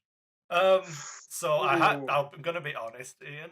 This has to be you because I have no idea what any of So this is all about rugby league. It's not even about like normal egg chasing. This is like proper rugby, which is only played in the northwest of England, like Catalonia in Spain, and like there's one team in London. It's like all of the teams are like Northern England. It's like American football, a crappy tiny sport that no one else in the world cares about. Oh, yeah. There you go, Ian. I hope you appreciate what I just did there. Shots fired. I think Sean Edwards will be Wigan coach in 2020. Whether there's a clause or not, I think he'll be Wigan coach in 2020. The other questions, will London Broncos stay up? Probably because I don't like them, and that's normally what happens. Leeds to flirt with relegation. So I used to do a lot of work in Headingley, I think that's Leeds ground, which it was a really nice stadium. It had like the cricket ground and stuff in. So I used to work on burger vans at the events. So I always have a soft spot for Leeds, even though they are the wrong side of the Pennines. So there's a big local rivalry. Yorkshire born, Yorkshire bred, strong in arm, thick in head. Not like us Lancashire men. It's not like it goes all the way back to a War of the Roses or anything like that. No, not at all. Which was mostly fought in Wales. It's like irrelevant. Yeah, so I would hope that they would return to their former glories rather than flirt with relegation. And as a Wigan fan, I hope that Saints choke in the semis again. And he's thinking yes to all of them. So there we go. Thanks. Thanks for making me the star again with this last PPS. And that's Kris on sports. Yeah. We have a lack of focus on many different Those are sports. That we do. It's interesting to me because I remember one of the things I think is really, really funny whenever the folks from the Pittsburgh area travel. It's always interesting because, like, well, if it's a Steelers Sunday, for example, they'll all show up in Steelers jerseys, and people think it's weird that we're nerds and we're sports fans, and that's just Pittsburgh. That's just how we are. So I completely embrace it. Absolutely. Although, if you want to have lots and lots of fun on a Steelers Sunday during a tournament, if Ryan Fleming is there, give him updates as to what the score is. He records the game, so he doesn't want to know, doesn't want to hear. All right, Chad, you've got the next list. What faction? Well, it's a rebel list sent to us by Patrick Mayer. Not quite sure how you I'd pronounce say it. Meyer, but Meyer? I would probably be wrong. But that's what I would say, and I just Yeah. embrace being wrong. Oh, we're wrong. Sorry. So basically, this is a rebel list. It's got Han Solo with trick shot, Lando, rigged cargo chute, and R2D2 at 98 points. All right, now I'm going to ask you to repeat that because I'm going to rebuild the list as we're looking at it. So go trick shot, Han with trick shot, continue. Rigged cargo chute. Okay. Lando. Of course. And R2D2. Okay. Saw Gerrera. I like where this guy. I like the cut of this guy's jib. Large ships. I like this. Mediums. Well, all right. So it's all right. Yeah, it's a medium. Yeah. That's okay. He's still saying pilot skills, so. True. Touche. Are you ready, Ed? Yeah. I've built it already, so I'm. Yeah. Ed, are you ready for the upgrades? You have the list. I don't. Why can't I find the U-wing? There it is. Okay, sorry. Totally on my fault. I totally take the blame on that one. Saw Gerrera. Got it. Tactical officer. Ooh, I like that. And pivot wing. Of course. Yeah. So that's 54 points. Mm-hmm. And then the partisan renegade, which is also U-wing. Why won't this let me add another ship? I don't know. Weird. And we're waiting on Ed. Okay, so I've built it all, Chad. So just read it all. Okay. Just read it off. I don't know. Tactical let me add another ship. The pivot wing, and Leia on that one. And that comes in at 47 points. I love any ship that adds Leia to it. Oh, this is annoying for me because I used to own 3 U-wings and I sold 2 of them. And I now want to buy a U-wing back. That'll teach you. You said there was a partisan renegade? Yeah. Yeah. With Leia, and what else? Tactical officer. And the title. And the config, sorry. And the pivot wing. So, Sean, do you want to go first on this one? Any thoughts before I wax lyrical? Because this one go ahead. Makes me a bit hard. So I love this. This is really interesting, actually. I've been struggling to build a rebel list. We were chatting about this off air, I think. That I've been struggling to build a rebel list. I really like this. So you've got double coordinates, both white, because you've taken tactical officer, which is fine. It's nice. The main thing I like about the U-wings is they're still 3 dice primaries. Leia lets you leverage the stop really well. You can stop and pivot 2 turns in a row. It's really good. And then we come to a Han build, 98 points, so not overly expensive, but you're leveraging everything that is good about Han. You've got trick shot in there because you want to be circling those rocks, so you're going to trigger it more often than not. Han letting you reroll a Lando dice, strong. Han letting you reroll R2, so you get to laugh at your opponent. So R2 can flip a damage card, can't he? Yeah. Yes, he can. Just like Skaven weaponry can blow up in your face. Yes, it can. It never fucking does. So R2 only triggers off a hit, so it's 3 sides of your D8, and Han can reroll it. So good odds. And if Ian was playing against this and took his seismic charge, was like, yeah, I'm gonna show Han, I'm gonna blow up those rocks. Han's brought his own. It's like, okay, I'm just going to drop this rig cargo chute because you outplayed me. You forced me away from these rocks. I'll just deliver my own. Thanks, though. I like everything about this list. This is very well tuned. Yeah. I don't even know that I'd have any... this is really good. Yeah, I like it a lot. The problems you have is that U-wings die. U-wings will go down, especially if you use these in the way I think he's planning on using them, which would be you're going to coordinate Lando. Yes. As your first act. Like the Partisan Coordinate Renegade. Han, you mean? Well, no, you coordinate Han to Lando. Yes. So that's one action down, which means you've got no action for your U-wing. Then you coordinate target lock. Then you can rigged cargo shoot yourself. Or rotate your arc, depending on, because obviously Han's moving at initiative 6, so he might need his action to rotate his arc. Mm-hmm. As soon as the U-wings start going down, the efficiency level on Han goes down with it because of the coordinates. Saw is pretty strong in while a damage friendly ship at range 0 to 3 performs an attack, it may reroll 1 attack die. So that's to help Han. That stacks with Han because Han's reroll doesn't count as a reroll. So he can reroll all of his attack dice and then reroll another one anyway. So he doesn't necessarily need the target lock. And it also buffs, if you focus the U-wings down first, it can trigger on them as well, making them more offensive. Yeah. It seems like one too many support ships now that you've talked about it like that. The thing is, you can play the U-wings aggressively so they're not support ships, but I don't think you lose anything by doing it. All I would say is, again, from the way I've put it into Squad Builder, I don't think I've missed anything, but you've got 1 point left, which I would spend on Crack Shot, on Saw. I don't know.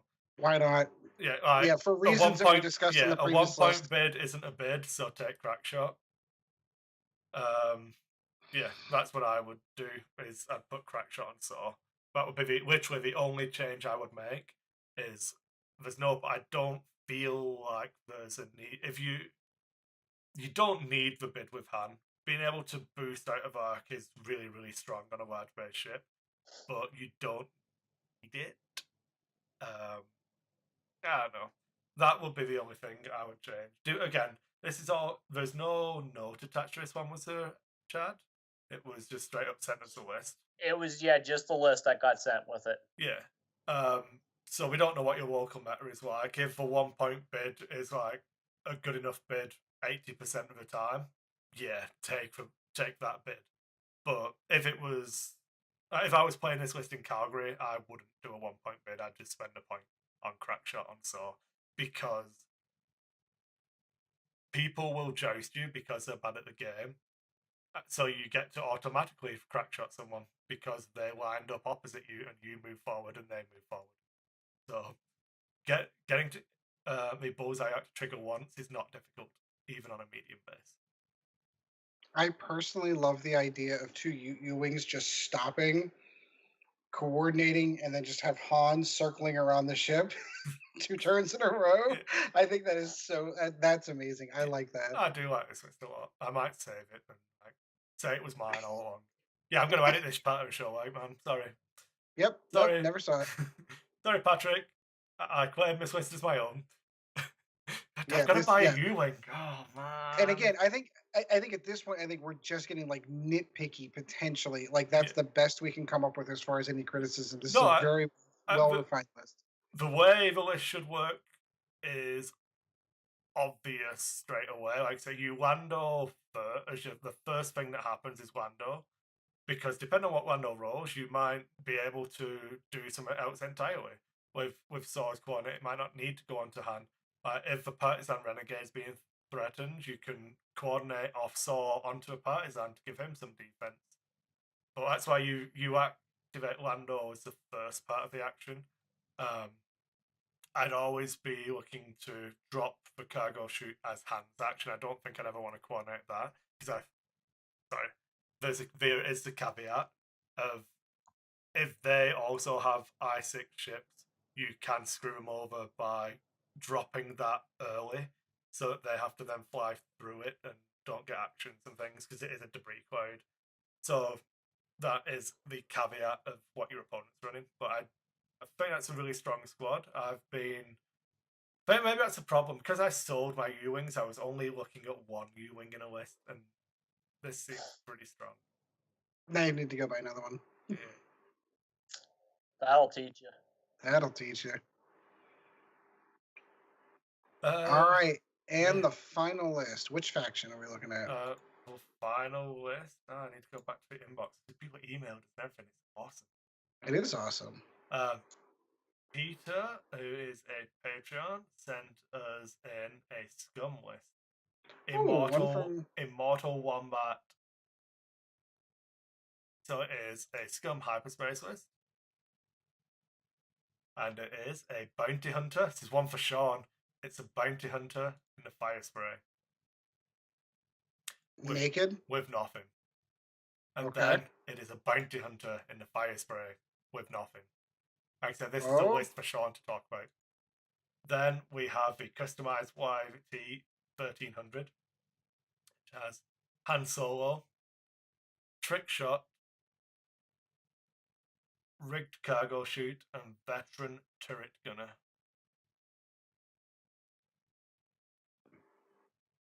That is the list. It comes in at 200 points.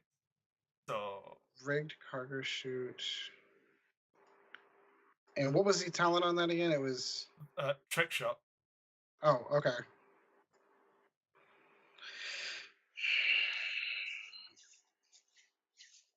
Oh wow. Oh wow. Yeah. Oh wow. So Sean, you were playing around with the triple bounty hunters. How do you feel about adding in the i6 Han Solo? For it gives you lose the reinforce, you gain a mobile arc rather than a fixed front and back. You gain an extra hit point overall. It's an extra 2 hull, but you lose 1 shield. And you lose, unless your opponent's stressed, you do lose an attack die.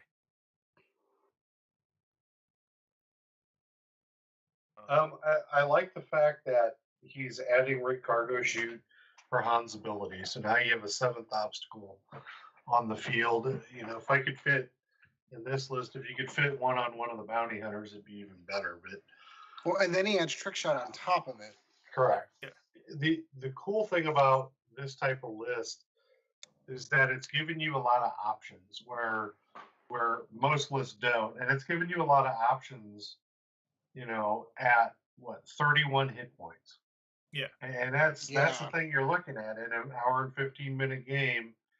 You know, you have I hate to say it, fire sprays can survive a lot. You know, you can play the joust through game, back shoot them, turn game if you really wanted to, and potentially live. Now, not if you fly it into the corner and against 3 ships, but bounty hunters, to me, they're pretty durable with the new medium base. I think it makes them slicker and more effective. I like this list. I think that it's not a list that's worrying about super synergy. As far as everything, you could take a bounty hunter, fly it off if you wanted to, and let it do its own thing. Han can do his own thing if need be. It's got a lot of potential. I'm not a huge fan. The one thing about me is I'm not a huge fan, of the customized YT 1300 because of the loss of the red die. The red die. It still only has the 1 evade or 1 green die. So you've kind of, to me, this ship in a lot of ways feels like the old Outer Rim smuggler. It's the little brother to the YT 1300. Still has some issues, but I like the fact that you're putting a 7th obstacle out there. That's kind of cool.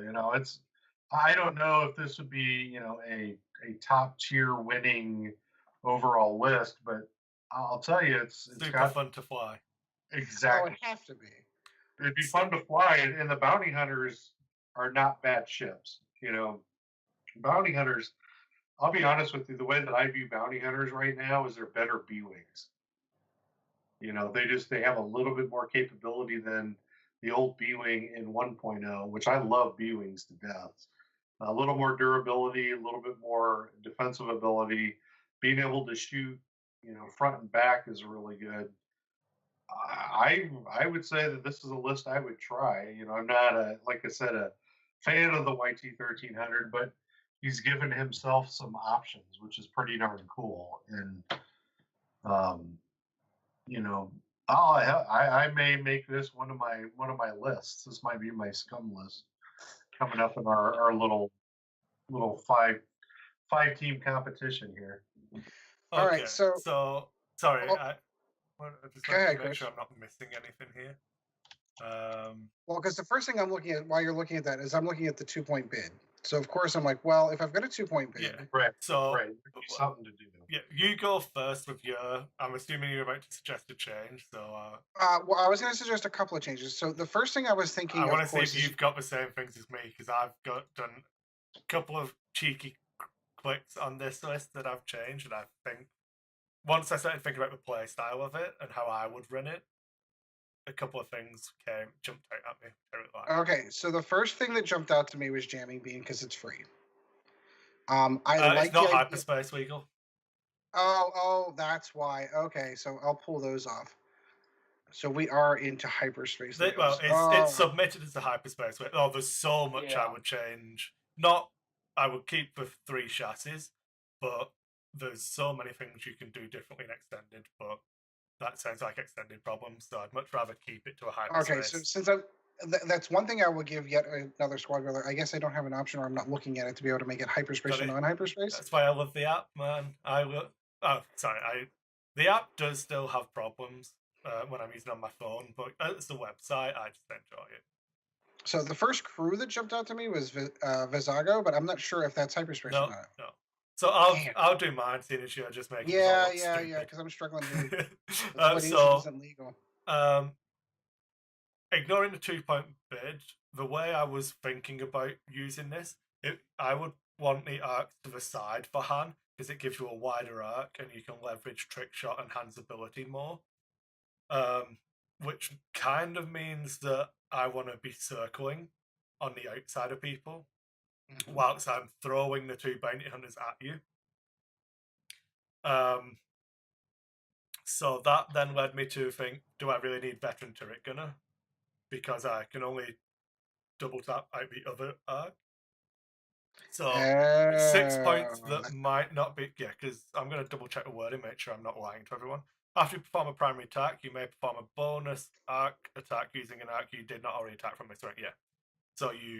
So they're most likely going to be on your left or right side at all times. And that's just given the playstyle I would have. If you're going to line this up and joust people with it, you might be able to leverage that a little bit more. So it's definitely down to playstyle. But I'd be looking at throwing the 2 bounty hunters at you as quick as I can. Probably just reinforcing them and being a big meat shield while Han circles around, tries to suck you into chasing him, so that you can then just start taking target box with the bounty hunters. So by dropping veteran turret gunner, it opened up a couple of points. And I was like, well, I kind of liked having them all sitting around the 66 points, so I wasn't going to change too much. But I thought about doing Kira on Han straight away, because they synergize really well, because I can now land on a rock, which automatically is going to trigger my trick shot if I'm firing off it at you. Yep. Because by the FAQ, if Han has got Kira on it and I just lock you, if I lock the rock, oh well, I just get to pick when this happens. Thanks, FFG. So that's a really strong interaction for 2 points, which left me with 4 points. And then I was like, well, if I've got Kira and we're messing around with rocks, why not just go all in on this? So I went Boba Fett on Han as well, because then you can just put him wherever you like. So setup, you start in reserve. At the end of setup, place yourself at range 0 of an obstacle and beyond range 3 of an enemy ship. So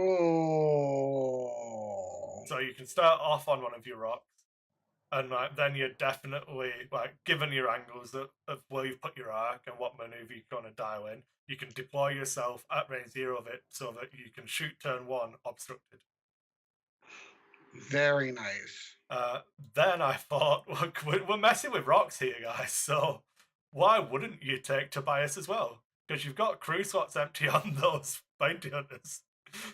So, after placing forces, you may choose one obstacle in the play area. If you do, place it anywhere in the play area beyond range 2 of any board edge or ship and beyond range 1 of any other obstacle.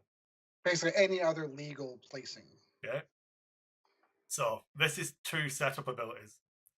So Tobias's isn't specified when in setup, it's after you place forces. And then so during the place forces step, you place Han in reserve because he's got Boba Fett on him. So Han is placed in a reserve within the setup phase. Okay? Correct. After you've placed forces, you can move a rock. Then you can put Boba Fett and Han on that rock that you moved. And then shoot them round run. So I can move my rock that I want Han to go on. And I was like, I think that's better than a 2-point. Like, Tobias is just gravy, you don't need him. But it's just funny. Yeah. So I have enough to run this. I might try this as well. Why not? Yeah. For me, I looked at part of what you did, but I also looked at just taking the gunner off and putting Rick Cargo shoots on the 2 bounty hunters. Well, yeah, that's pretty strong as well, actually. Because you just force the middle now, and you let Han NASCAR around and let the bounty hunters do the business. Yeah. Rick Cargo. Yeah. So Hux, I sort of want Kira on Han though. Oh yeah, Kira's awesome. I mean, you could. Would you rather have Rick Cargo on? I would rather have Han shooting more with 3 dice than worrying about 4 dice. Remember, he's got rocks. trick shot. He's got trick shot as well, so Right. it's always 4 dice. Right. Yeah. Exactly. But you get my point here. No, yeah, I if do. If you're gonna go, you're gonna go balls to the walls with the concept of Han. You're not gonna the trick shot Rick Cargo shoot. You're throwing 2 more out. Number one, that's a cluster for a lot of lists. Trying to get through. If you can place them correctly too, even placing them on the outside can make it difficult for a lot of lists out there. Yeah. Just because either of maneuverability or the concept of the way that you play these lists today, just adding more chaff in that field makes it better, and then it just makes Han Solo even better. Yeah. If you find a way, like I said, where you're jousting people and then you are triggering veteran turret gunner. So I don't know, Peter, if you actually played this with the viewer, if we made it to send us to see how it would go and stuff like that. But if you find a way to leverage that veteran turret gunner, I again, 2-point bid. You know your local meta better than I do. So if that's enough to get you moving last on Han or initiative choices, keep it. But definitely I would look at dropping Kira in if you've only got a 2 points and want to keep veteran turret gunner. But outside that's of the that, only change you make, yes. Yeah. Outside of that, Sean's idea of getting 9 obstacles on the table is interesting, and then I like the idea of just sliding the rocks where I want after I've done stuff, or making surprise, hands over here now. I can imagine that first turn that you do that. The first time you're setting up, boom, I'm going to move the rock here, and boom, Han's here. And they're all set up to go fly past Han, and Han's immediately behind them. And they've immediately got problems. Yeah. The problem you run into doing that is the dials haven't been set yet. So they just turn onto Han, and then you've got to you commit Han to a running game then. So stuff like Rig Cargo shoot and your arc pointing backwards becomes really good. And the other side of it too is your fire sprays are going to be out of it for a turn to 2 turns. Yeah, but they've got a 4 straight. They can barrel down in. They've got a 4 straight and an inherent boost. But you're going to have to make sure that they do what you want, what you want them to do, which becomes the problem here. The big problem that you end up with in this is that if you overplay your hand with Han's dead. It's just going to happen, and And he is, no matter what, the hammer on the field. He's the guy that's going to hopefully put 4 dice into every shot, no matter what range you're at. You're at 4 dice, and if you could somehow get a range 1 obstructed obstructed shot, you have 5 dice you're throwing at that point. Yeah.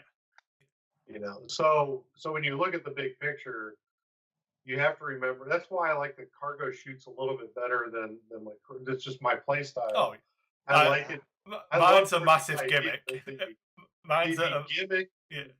To see the opponent's face after you did that would be worth doing it one time.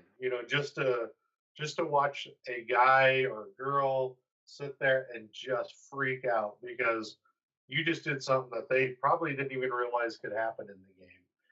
And then they have to react to it. Then, of course, when they do, if they're good players, they're going to knock Hoult off the board pretty fast.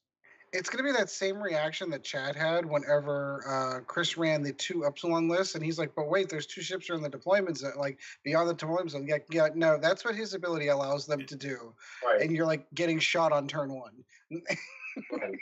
Right. I'm going to have to read to make sure that's how the interaction works, because I'm sure part of placing forces is placing ships in reserve, because that's how to dock a ship to a ghost, you place it in reserve.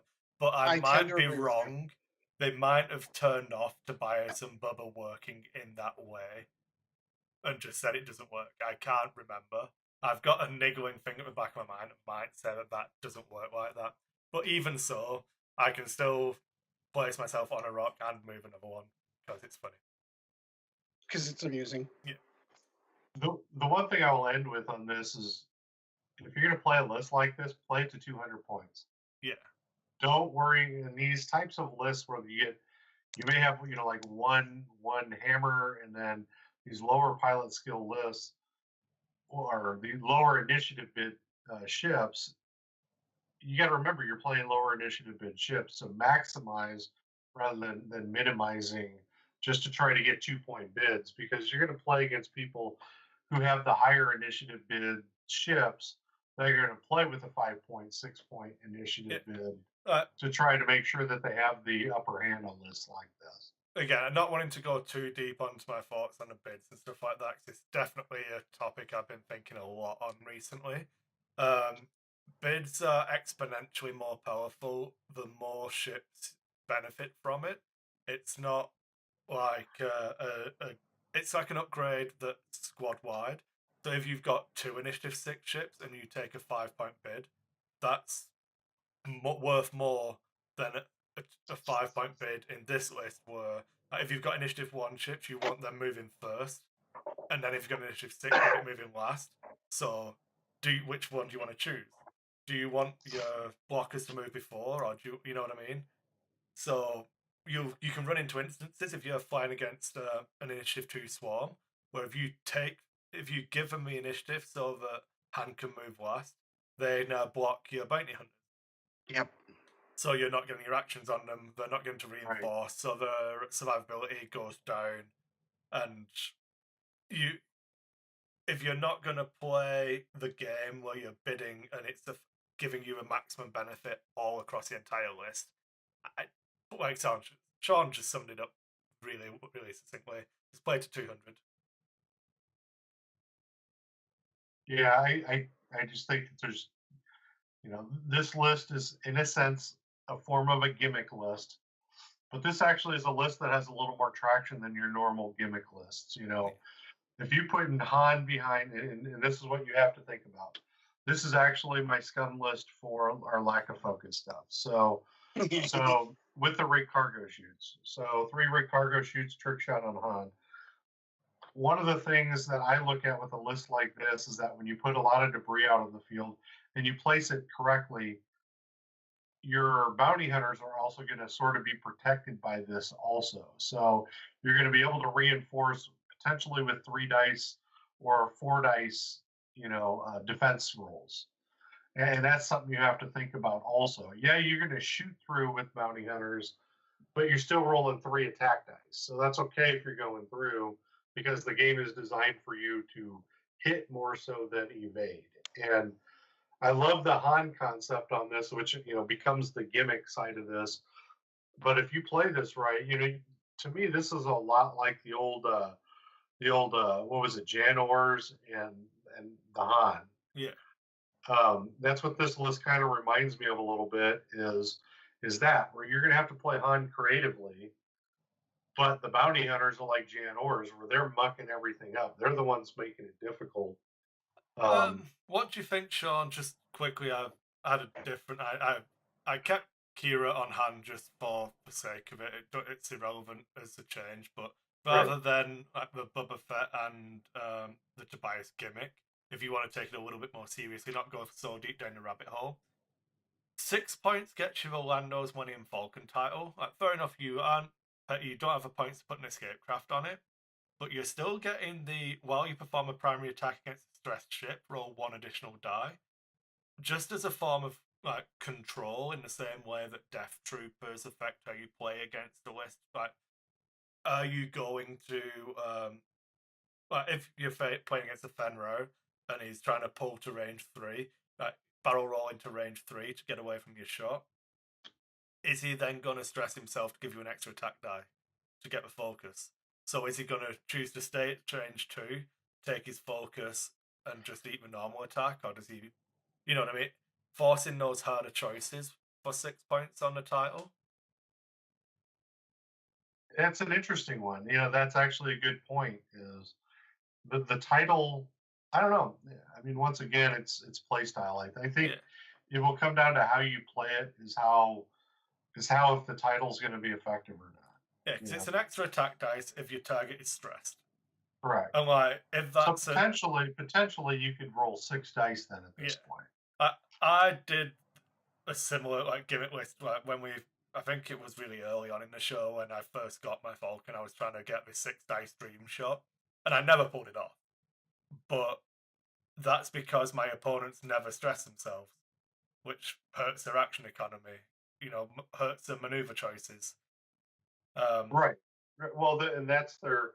If you view the game as a risk and a reward, or your return on your investment, if you're not maximizing maneuvering, if you're not playing Soontir the way Soontir was designed to be played, in 1.0, you kind of screwed yourself. Soontir became, an easily killable ship at range 3 through rocks and everything else because you're not maximizing the effect that Soontir gives you.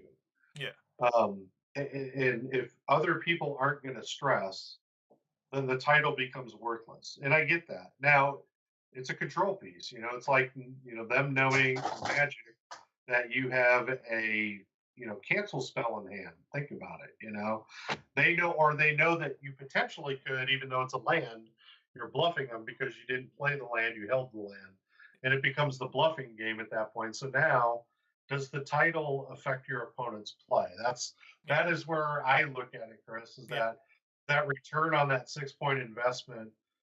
If you're playing against a guy that will allow that to affect their play, it's even more effective than at the end of the day. But if you're playing against a guy who's good enough to realize, I can still stress, and I may eat another die, but there's so many factors that have to go. The answer to Lando's Falcon title is mathematically there is always a correct decision. Correct. But if you got to keep thinking about, you're going to get someone who does not make the correct decision. And I agree with you. And in our lack of focus list, I won't put it in there because you guys are aware of it. You will be aware of it. It won't affect your play, I don't think, the way that it would if I sat across somebody who didn't know me at a tournament and I put this down with the title and Kira. Holy crap. I'll put it in against you 3 because I don't believe you. And that's the thing. I think, for the style of play that I enjoy, Rick Cargo shoots would be better. No, I definitely see that, and just look, I've left you a nice lane to fly down. Or did I? Or did I? Right. And then you trap them, and then bounty hunters are there to clean them up because they can, they're B-wings, they're better B-wings now because you got, non-stressable 1 turns on these things. And you can't beat a medium base ship that can shoot front and back, that can turn on a dime and literally change how everything is working. You know, I mean, just that alone right there. I do like the title idea. I really, really, Kira in the title, I think is very powerful. It's more powerful than people will think in the right environment. You know, that's actually a list I will take to a tournament when I start playing in tournaments again. I will actually take the Kira, the Kira with the title and the two bounty hunters. Yeah. The thing, And just as an aside to this, the thing I really like about Kira is one, she's only 2 points, so practically free, and two, yeah, you lock the obstacle, right. which again messes with your opponent. So you can measure out all of the obstacles, and then you lock one to your right, and it's like, okay, well, that means he's going that way because he's going to try and get behind that, and then you just go straight. Whatever, I don't care. Right. As long as your turret's set correctly, Yeah, you're good. You know. But it's another one of those things. So why did you lock that? Why did you lock that specific obstacle? You must be flying over it next turn because you don't want to take the effect of it. No, I locked that one because why wouldn't I didn't need to do anything else this turn. Right. Yeah. No. I agree. It's, you know, there's a lot of mind games you could play with this now. It's kind of interesting, actually. There you go. I think that was a good main topic. I enjoyed that. That was an awesome main topic. Thanks to all the people that sent in lists. I think we might do this a couple of times, actually. That really sparked a lot of interesting conversation and made me think about ships and upgrades that I haven't thought about before. So we're going to go ahead and move on to close out the show right after this. All right, that is going to do it for episode 18 of Lack of Focus. I do want to thank the guys for joining the show. Of course, thank you for listening. Sean, always good to talk to you, my friend. Great to be here, guys. And Chad, always good to talk to you, my friend. You've got some questions, I hear. Yes. Always a pleasure to be here. You want me to go through my regular stuff first, or you want to do the questions? Whatever order you want, stuff man. first. Whatever it's your segment. You do whatever you want. You do it's you. My man. segment. Oh, no, okay. It's all about you, Chad. This is all about you, Chad. You do what you want. Hey, pimping ain't easy, as they say. So everybody, Lack of Focus is who we are. You can reach us on Facebook, which is where we put out a few hours before we record. Says, hey, give us your questions, all that fun stuff. Send us your list ideas, send us messages, all that jazz. Lack of Focus podcast at gmail.com. If you want to email us some stuff, that's always appreciated. Which if you're is how watching we got those lists, by the way, just for the record. We did get one through Facebook. Oh, okay. So yeah. Of course, YouTube, like, share, subscribe, comment, that's always appreciated. Let us know, what you think of the videos. If you're listening to us just in an audio format, we're pretty much everywhere, so if you want to get Spotify, Podbean, SoundCloud, wherever you can find us. iOS. So I did want to point out, Chad asked a good question before we were recording about the YouTube channel and why there's a non-video format on the YouTube channel. Yeah. We should clarify so that. If you're weird, I don't know, I'm not trying to insult you. Thanks for listening. Please don't go away. You can download the audio from YouTube of any YouTube video. So if you don't want to use a podcast app or anything like that, you can get the audio files as an MP3 through YouTube, which is why I let Podbean send a version of the show to DiceHate YouTube, which is just the audio version. The exact same one you can download through iTunes, Podbean, SoundCloud, on Spotify. But you can listen to it that way as well. You can listen to it by streaming it on YouTube, or you can actually download it, and you don't even need YouTube Red to do that. There is just a download function on your computer that you can just download the MP3. I think I might have gone through Facebook, and it just came up. It went to that one first off when I was checking through the Facebook app, Facebook. So, but lastly, and not least, of course, if you want to go over to patreon.com/lackofocus, we greatly appreciate any help you can give. Of course, Patreons, we do, some nice little things for them every so often. We might have something in mind tonight. Yeah. Oh, what's that you got there, Kris? We have the Spring 2015 Range Ruler, a nice, sexy red one, a nice red number. I like that one. That's one of my favorites. That is a very nice one. We were going to give that one away. I need to do a quick count of how many I need to randomize it between. You said that we bumped up by 2 Patreons, so thank you guys. Awesome. Yeah, so I think we're at a D10. We have to eliminate everyone. So do me a favor. Do me a favor, Ed. Please don't make me send more stuff to Peter, because he's going to win all of these roll-offs. So yeah, roll a number between 1 and 10. I got a 10. Oh, good. It's not Peter. I need Peter was number 5 this time. Sorry, Peter, I love you, man, but you keep winning. You get all the stuff. So this one is actually a guy who mistakenly Patreoned up to DiceHate instead.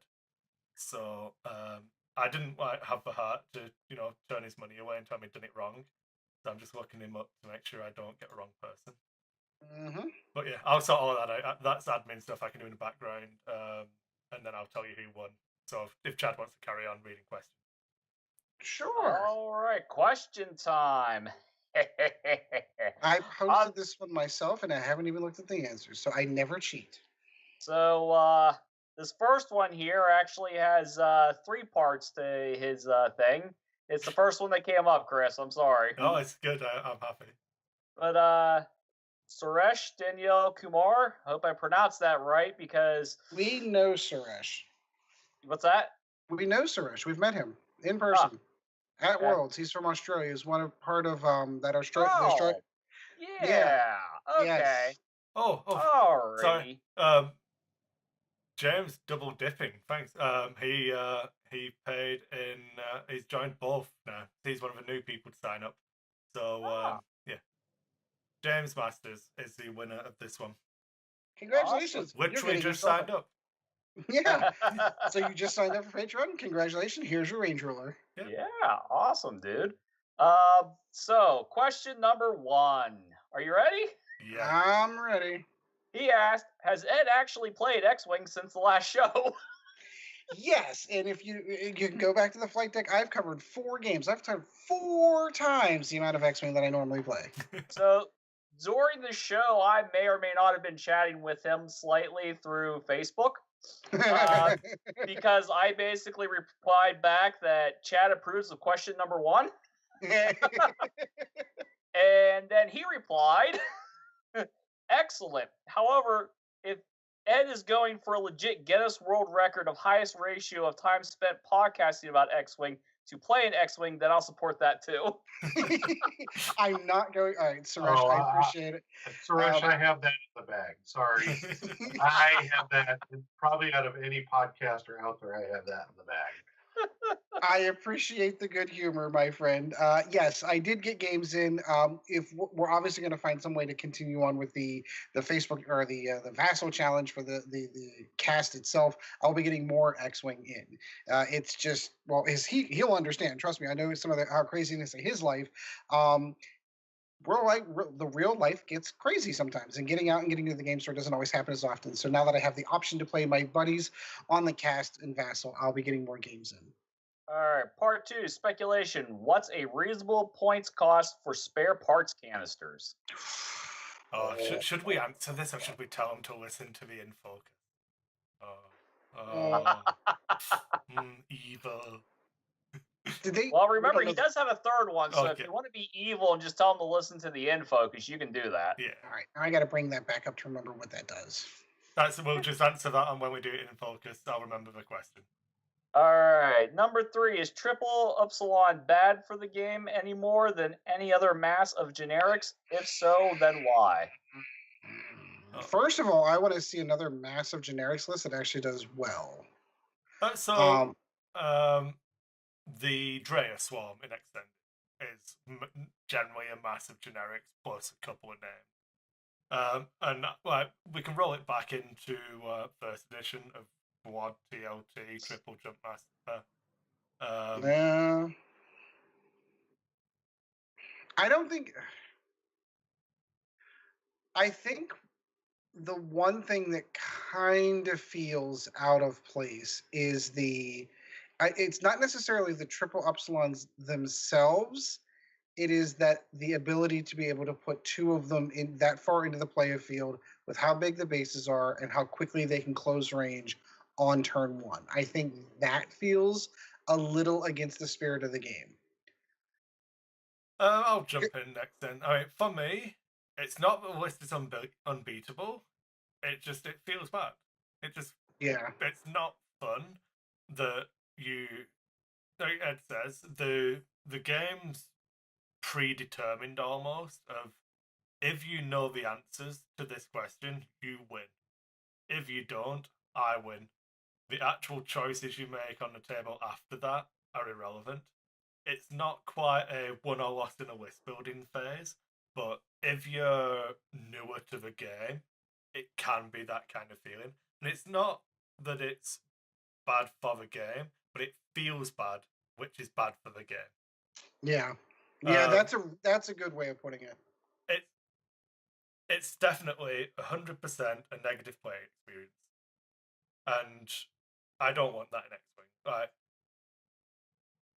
When you get fucked by someone just arc dodging you with an Initiative 6 pilot, do you understand why you're losing? And it's like, if only I'd have dialed this move in, they couldn't have got away. When you deploy your ships and then they go, okay, well, you've used these rocks to try and cover it, but I've got collision detector, so I don't care. I'm going to deploy after you and I'm going to push them in your face, and you are not dodging this opening salvo, so take that ship off. Shall we start playing now? Yeah. Yeah. Well, once again, this goes back to if you're looking at this from a competitive point of view. Yeah, it's a 36-point list to begin with, so that's a difficult time to. You can't lose ships, and you're going to have half point all those ships. You're just going to have to do it. That's how you're going to beat that list. But at the same time, like Kris said, in the spirit of the game, it's not a fun list of. I mean, I watched it the other night, and and that wasn't even triple up. That was me trying to make it more friendly and more interactive. Right. But it could have been much more oppressive.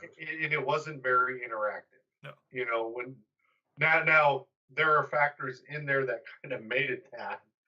But at the same time, in the thought process of 1.0 to 2.0, if you're playing the game like 1.0, you definitely don't. That list sucks. To me, it's just shitty. What it means is you take the best ship in your squad and delete it.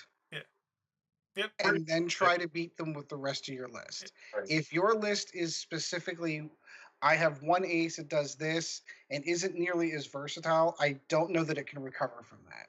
Yeah. Right. And that's where that feels bad feeling comes take from. that Hanon 2 U-wing list that we're all really excited about.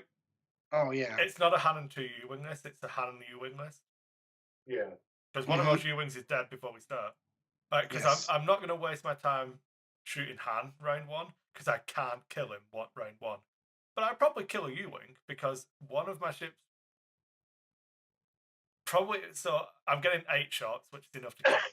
And all of my shots are target focused. Your shots back are chewing through my reinforced double evade focus. So yeah, just take your U-wing off, and then we'll start playing. Thanks for that 50-point head start. It's not even just about that. It's very much the other thing I dislike about it is when you start seeing it competitively, the way it wins is the way it's going to win events is by the player pushing the boundaries of sportsmanship to abuse their decision points in the game. Because you'll be lucky to play like 10 rounds against the triple upsilon list. And if you think you can do 36 hit points of damage through reinforce against that in 10 rounds, you're wrong. Double evaded the whole because only round one for a double evade. That's true. Because there's nothing you can as a TO. If you call me over and say I think this guy's slow playing me, it's like what's happening? Well, it's picking his dials, which is taking like 2 minutes. Well, 2 minutes isn't overly long. He's got choices to make. He can ignore the rock, so he's actually legitimately. It's not like there's only one move that misses the rock. He can decide to try fly over it, and the choice of if I burn collision detector now or not is an important one. So that's a genuine decision point. And then each ship's got an action, which is a viable decision point. Oh, one of those actions is coordinate, which gives you a second decision point within your first decision point. So all of your decision points branch, and you can just you can run that clock down so much, and there's nothing I can do about it as a TO. Yeah. Because they're legitimate decisions. So unlucky, just cheat, and it's okay. I can't stop you. Well, I think this really kind of gets down to the fundamental, like alpha strike lists have existed in this game for a really, really long time. It is not uncommon to have had lists in the past, in previous editions, or in this edition before these came out, that swarmed onto the board, picked a ship, and deleted it off the board immediately. Yeah. That is something that has been a part of the game for a really long time. It's the way that this one does this. Yeah, it just feels bad. I think that's long enough talking about triple ups ones. Yes, they're bad for the game. Yeah, turn one to have a ship deleted before I move, like, that's ridiculous. Okay. Even if you don't think they're bad for the game, will you bet me money that after a next points change, you can still run it? That's all you need to do. If you're willing to bet me money that you can still field triple upsilons in the current form after a next points change, that's where you've got to be. If you're that confident, that's the line. If you don't think you'll be able to run it in its current form, that means you don't actually think it's good for the game.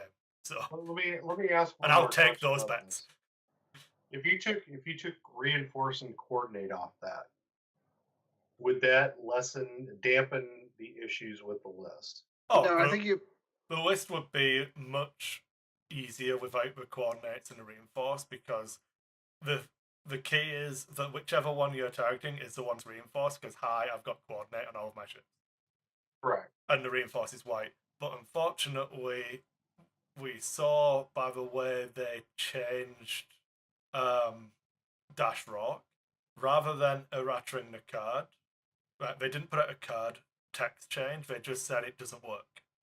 So I don't think they're willing at the moment to change text on a card with an errata, which they would have to do to remove an action because they're printed on the cards. No, so I think I think we're limited to I think we're limited to upgrade bar changes and points cost changes. Yeah, that's too bad. That's right, but if you bump dormants up just a hair, and you bump the base cost of the Star Killer of the dormants and hyperspace tracking are the problems. Like upsilons are fine. Yeah. Dormant's ability is what's wrong, but if we're not going to change the text of Dormant's ability, I mean, I thought about 2 ways of fixing it. Way one is that I will just remove both text slots from Dormants. So, and they did that with Weebo. They removed Weebo's crew because the interaction with 3PO was abusive. So they just took it out. All the other ones still have the crew slot, but Weebo doesn't.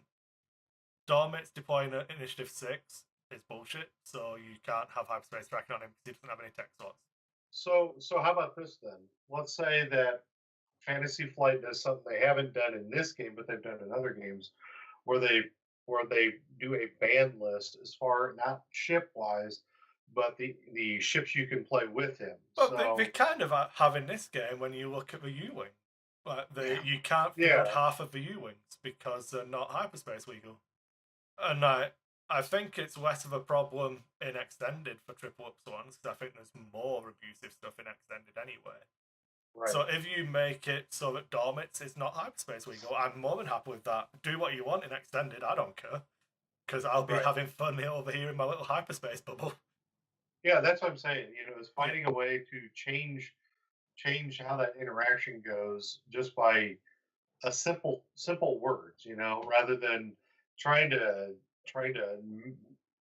that FAQ is so bad at the end of 1.0. I don't want to see that again. I want them to make logical, rational changes to the game. And I think they've proven that that's what they're doing so far. But that has to include, and I hate to say this, but it needs to include the cards themselves being able to change either text or change abilities on cards. It's it's not that I don't think that they will never change text, but I think it's now well, if it's obvious how the ability should actually work, that means it's clear and obvious how it should work. So it must be balanced at a given points level. but they also but they've done that though. They've actually done it with other games in the past with IA and with the Imperial Guards. They changed text. They literally changed the ability of for text. those, they didn't have an online squad builder that works this way. I think they're going to push the squad builder experiment as far as they can. So I'm not going to commit to saying they'll never do it, but I think, second points change. Put it this way, Sean. I can see them adding 20 points to Dormits before they change the text on Dormits. That's and that's what I was going to say is that pricing Dormits out is better because, like, as an example, my suggestion when I was playtesting IA, when 4-4 was the problem in IA, my suggestion was very simple. It wasn't changing the text, changing abilities. It was making the officers cost 3 points or 4 points instead of 2 points, because that's what drove that list completely. Was that if you change it, you could still have a similar list, but it's not a list that's going to game break like that one did. It's the same thing with this. What you're going to end up doing though is you're going to, like you said, you're going to either have to make him extended legal only or drive his points up so much that you just can't do it. Or drive up the whole set of points for both the the upsilons all the way around. Yeah. All right, we got 4 more questions to get through, guys. So good man, Joe. Good man. Good thing we're recording this on a Saturday night. Yeah, and I just watched Ed check his left wrist to see what time it was, even though he wasn't wearing a watch on that wrist. It looked like. No, I've got my. Let's the hand. That's on your right hand. I watched you look at your left wrist though, dude. Oh yeah, no. Way more information than anyone needs to know. Whenever it gets cold like this, my hands get dry and I get these little. No. Yeah, I thought you were looking for a watch that wasn't there. No. I'm looking at my hand, going, I need to put lotion on before I go to bed. That's all I'm thinking. All right, so next up we got Ryan Payne. He says, do you think Biggs has a place in the hyperspace meta? And then he says, other than trench run style lists, do you see any other strong pairings? Biggs' problem is that he's got pilots like Wedge and Luke to contend with. I feel like the focus for hyperspace, especially with Rebels, is still proton delivery systems. Yep. I think large base turrets will come in. With that, protecting large base turrets that are going to come in. So a pairing of Biggs and the Y-Wing that adds evade dice and selflessness. All of these things can interact. So in hyperspace, I think there is definitely scope for Biggs to be powerful, because Biggs and selfless are actually stupid good, because taking away agency from your opponents of where they assign damage is strong. Selflessness is so awesome. Yeah. I would go as far as to say that there is probably a more broken combination in extended for Biggs, where you can get stupid abuse. Like old First Ship Rebels is probably still a thing, but it's going to take work to actually find a new version of it. If you think you can get a way of just spitballing ideas, if you can fit Nora adding an evade when she's at range 1, Lolric spending his reinforce to give someone else an evade, Biggs pulling hits or crits, something else with selfless. Like there's definitely like the Y-Wing that adds evade dice as well. There's definitely combos there that make it a pain in the ass to shoot at you. Did you mention selfless on Biggs? Because I was looking at not on Biggs, because Biggs' ability is basically better selfless. But yeah, I was just going to ask about it. Because the problem with new Biggs is that you just shoot Biggs. Yes. So if you've now got selfless on something else, Biggs lives longer. And yes. Yeah. I definitely think Biggs is still good. No, I don't know exactly what the list is yet, but it's there. And Biggs, you can do some functional stuff with Biggs, add a shield and R2D2, and Biggs becomes a little bit more like his old self as far as the durability goes. But are you going to waste that many points on a Biggs? Yeah. Okay. What's next? All right. This next question is actually a pretty good one. So, Tim Murray says, "Why does everyone pronounce Nien Nub as Neen, N-E-E-N, instead of 9? George Lucas' silly naming conventions that 10 Nub exists. Isn't 9 more logical?"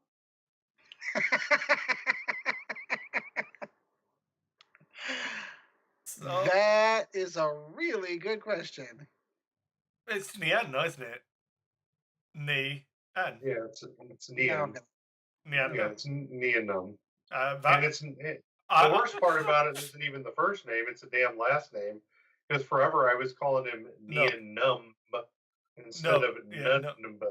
It's George Lucas's writing. My guess is when he was handwriting this with his barrel pencils, he meant num, ended up none, but and when they did the script, that was what it was translated to. So I like the logic in it. It's actually a very funny question.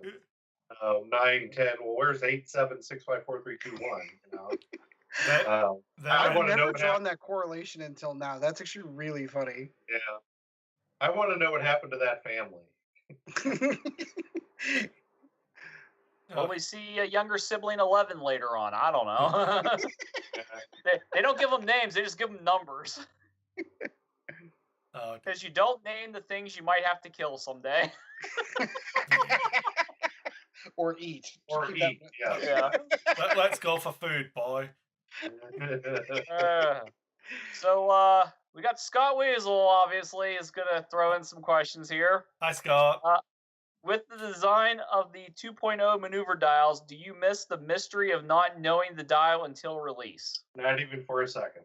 Not for a second, but I can't tell you the number of times I flipped a dial over, and I'm trying to start, and I'm still trained into having. So I think what he's talking about here is when you do the spoiler articles now, the dial is always with the render of the ship. Oh. Yeah. I'm okay with that. I'm actually okay with that because it allows you to play with the ship earlier. Yeah. And that's just my personal opinion on it, is that being able to see it made it, or being able to see it now makes it more, more viable in my opinion.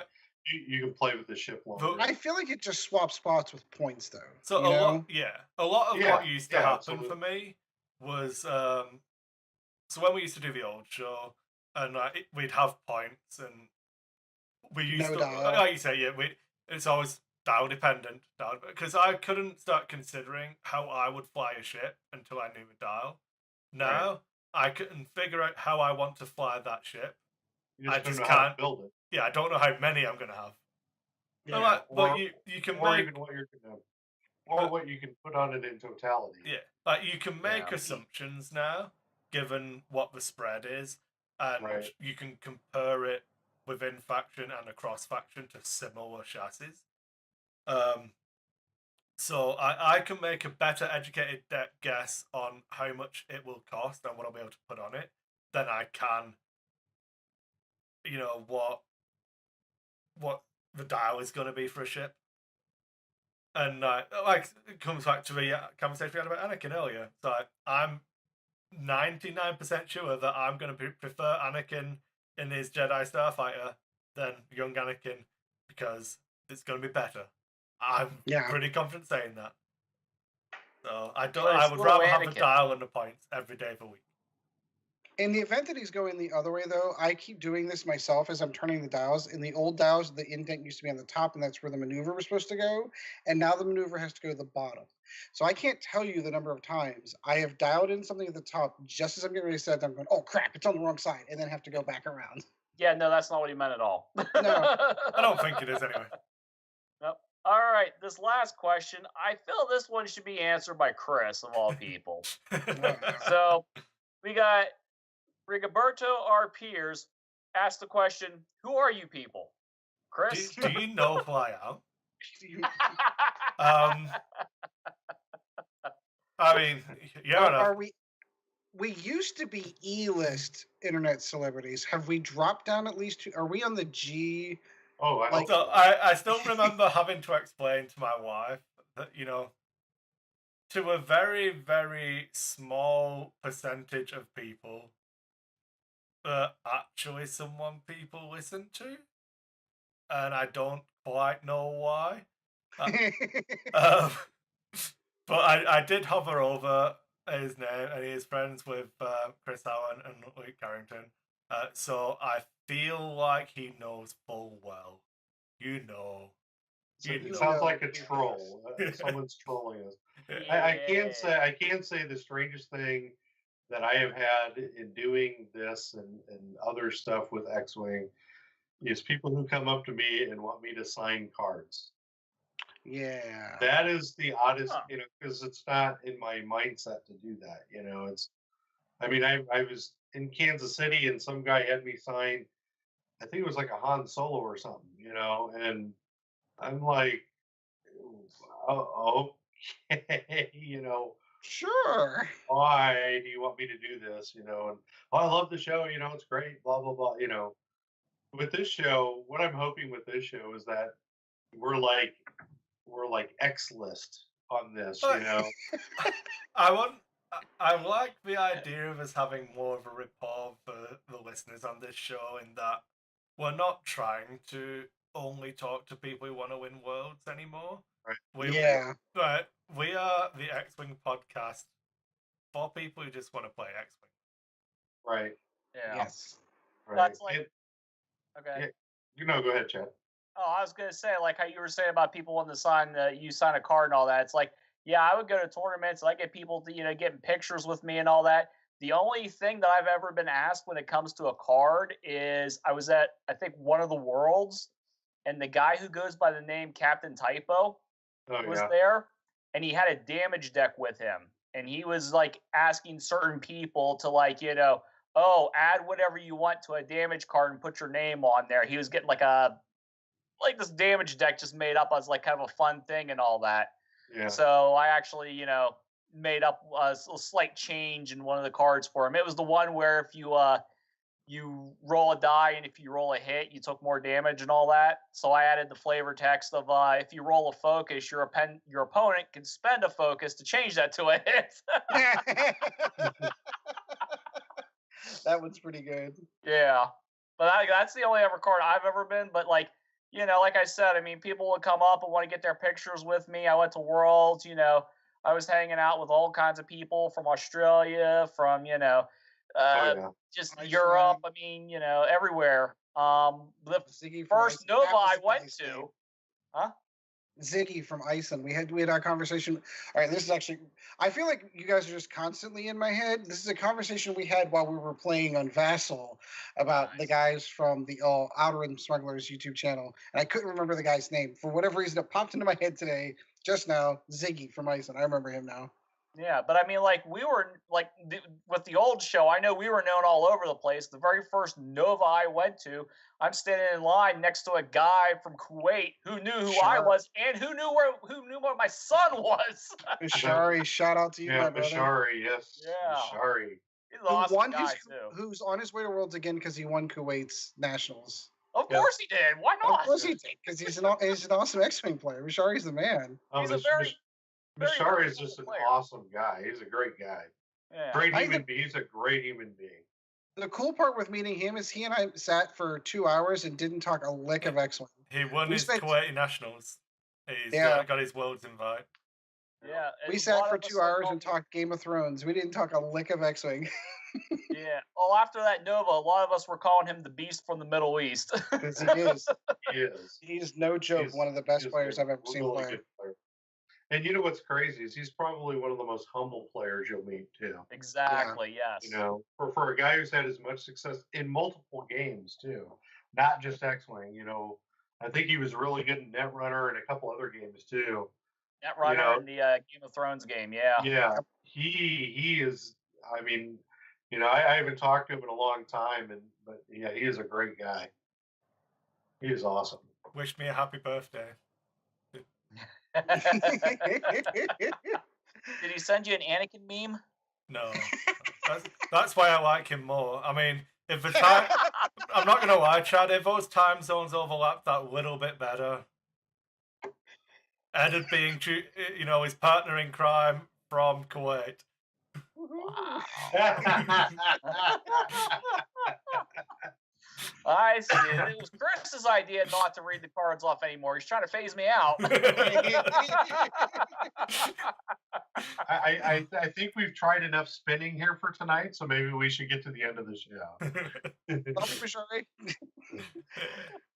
All right, so that's it for the Facebook questions. So I think we're moving on to say bye to Kris then. Yes, we are, Kris. Always good to talk to you, my friend. Oh, it's always brilliant doing this show, guys. I do love it.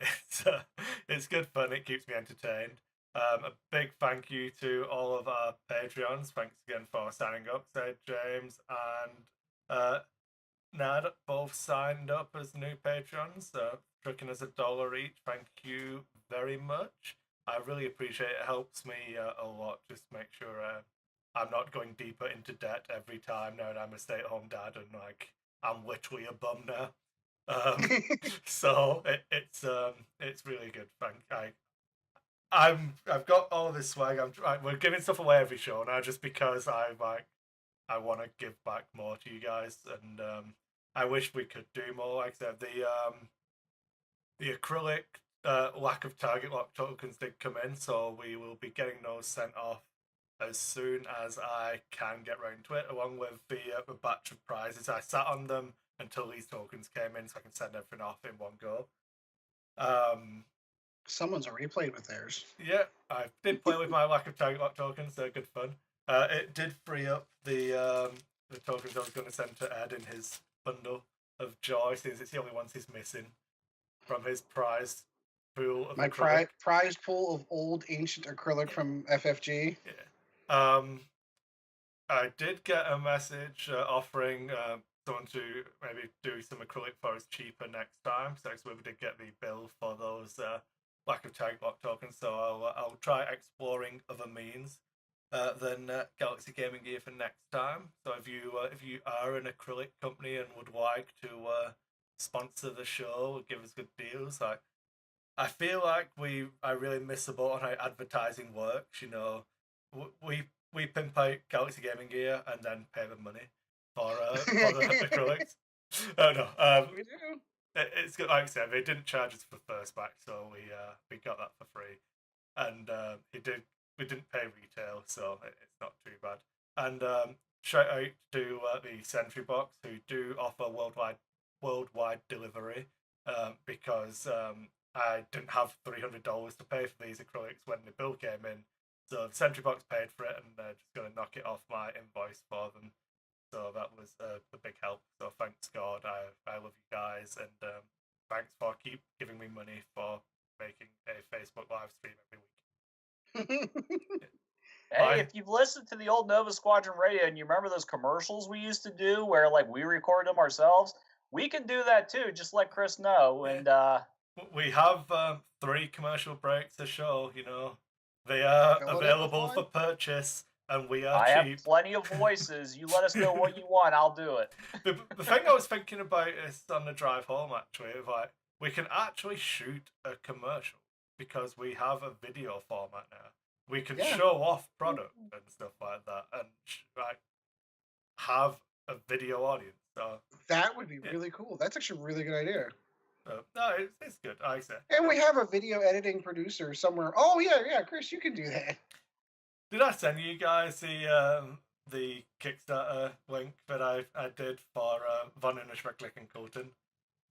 No. Oh, I'm gonna have to send. I'm gonna share. You just love seeing. I do love that. It's such a Von Schrecklich and Colton of unspeakable. Unsurprisingly, the game's really popular in Germany. I can imagine. Really? Yeah. And I love Lovecraftian stuff, the Lovecraftian mythos. I've got all the Arkham horror, all the FFG games, and Uncle Mike's awesome. I might even just change the sponsorship to Uncle Mike's Worldwide and have him sponsor a show free of charge until we get a real sponsor. so that we can get Yep. Ed to say Von Innisbreck and Colton. Oh God, you don't want me to do that. Yes. I'm gonna need a voice coach on that one. I have no. I hear mouth noises. I don't hear words when you say that. It's okay. When you see it written down, it doesn't get any better.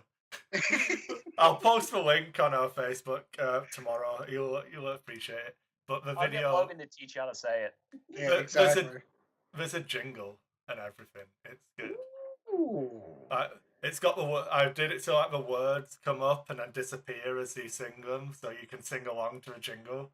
Send that to me. I spent like 3. I can't remember who the rock star So it's a death metal singer for a real band sang this jingle for us and everything. So I actually produced a real advert, guys. I'm a proper producer. DiceHate Productions is real, I say. I'm gonna have to find my real book from Von Innisbreck and Colton and show you my credit in the book. Congratulations, Kris. That is awesome. Yeah. Oh, it was so much fun to do. We got Mike's little girl and like one of his friend's sons to be in the playing Von Innisbreck and Colton on the table, pushing these like Lovecraftian Dunwich horror around and like playing the game and stuff. I got like different shots. It's a really funny video. I'm so proud of that. It came out exactly how we wanted. Make sure to post it. We'll watch. Yeah. Okay, I think we're done. I've blabbered on enough. This is going to be another 3-hour something show. It wouldn't be our show if we didn't go off the rails. So, just one last thing. I was in the Discord group chatting with Chris Allen from Crates and stuff, and saying how we did the episode 16. I had to cut it into 2 parts because I didn't want to do a 4-hour show. That was just ridiculous. Then the next show the Crates did was 3 hours 59 minutes. Oh, wow. They cop that just because we did it. They're still copying off us. So follow the format. All right. We are the standard. That is going to do it for episode 18. My battery is low and it's getting dark. If you know the reference on that one, drop a comment down on the YouTube channel. That'd be awesome to see if you pick up on what that is. You have to be kind of an uber nerd to pick that one up. Of course, it's been a ton of fun. Always fun to talk to you guys. Next week, hopefully we'll have the Vassal League at least details up and maybe some games talked about. I don't know if you want to call it a league. It's going to be an inter-show battle royale cage match sort of thing. It'll be fun. The 3 of us kicking Ed's butt. Yeah, pretty much. I'll end up on the bottom of that list, I assume. My Maybe money's I'll on get Sean. better. Right. I've put in my money on Sean, to be honest. Ooh. I mean, mate, I've put in a lot of reps, so I'll try and give him a run for his money, but Sean crushed me in the one game we did play, and so did his son. So, every time you think you're good, they should know there's somebody out there that's way better. Oh, it wasn't better. I had extremely hot dice that game. Like I could have, rolled dice down a toilet and still hit. So, it didn't help. Bad. I think I was running a stupid fat hand build that just no. It was your it wasn't a fat Han. It was the VC whatever. Oh yeah, because I ran Han against your son, didn't I? Yeah, and it was like something like Poe and I can't remember exactly what it was, but it was like the VCX is melted. Yeah, the VCX was gone in like 3 turns, and it wasn't even a game. I think he did like 1 damage to me the whole time.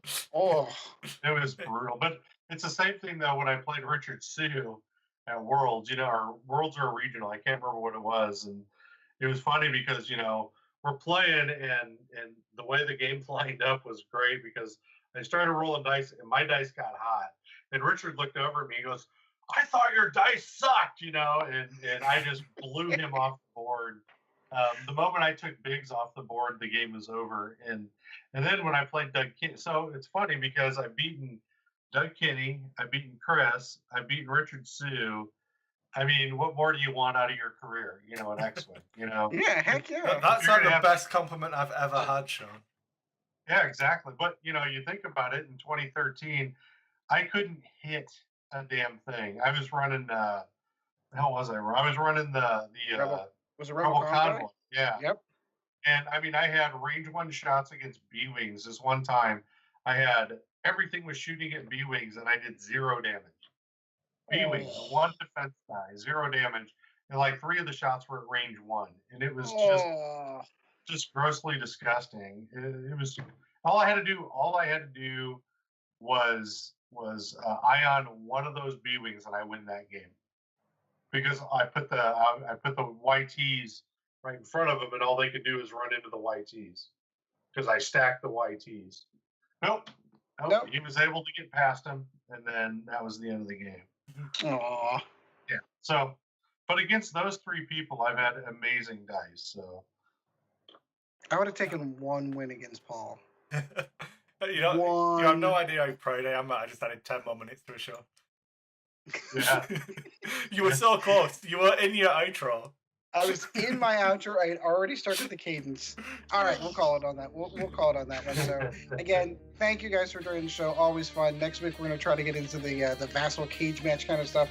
So until next episode, guys, fly casual.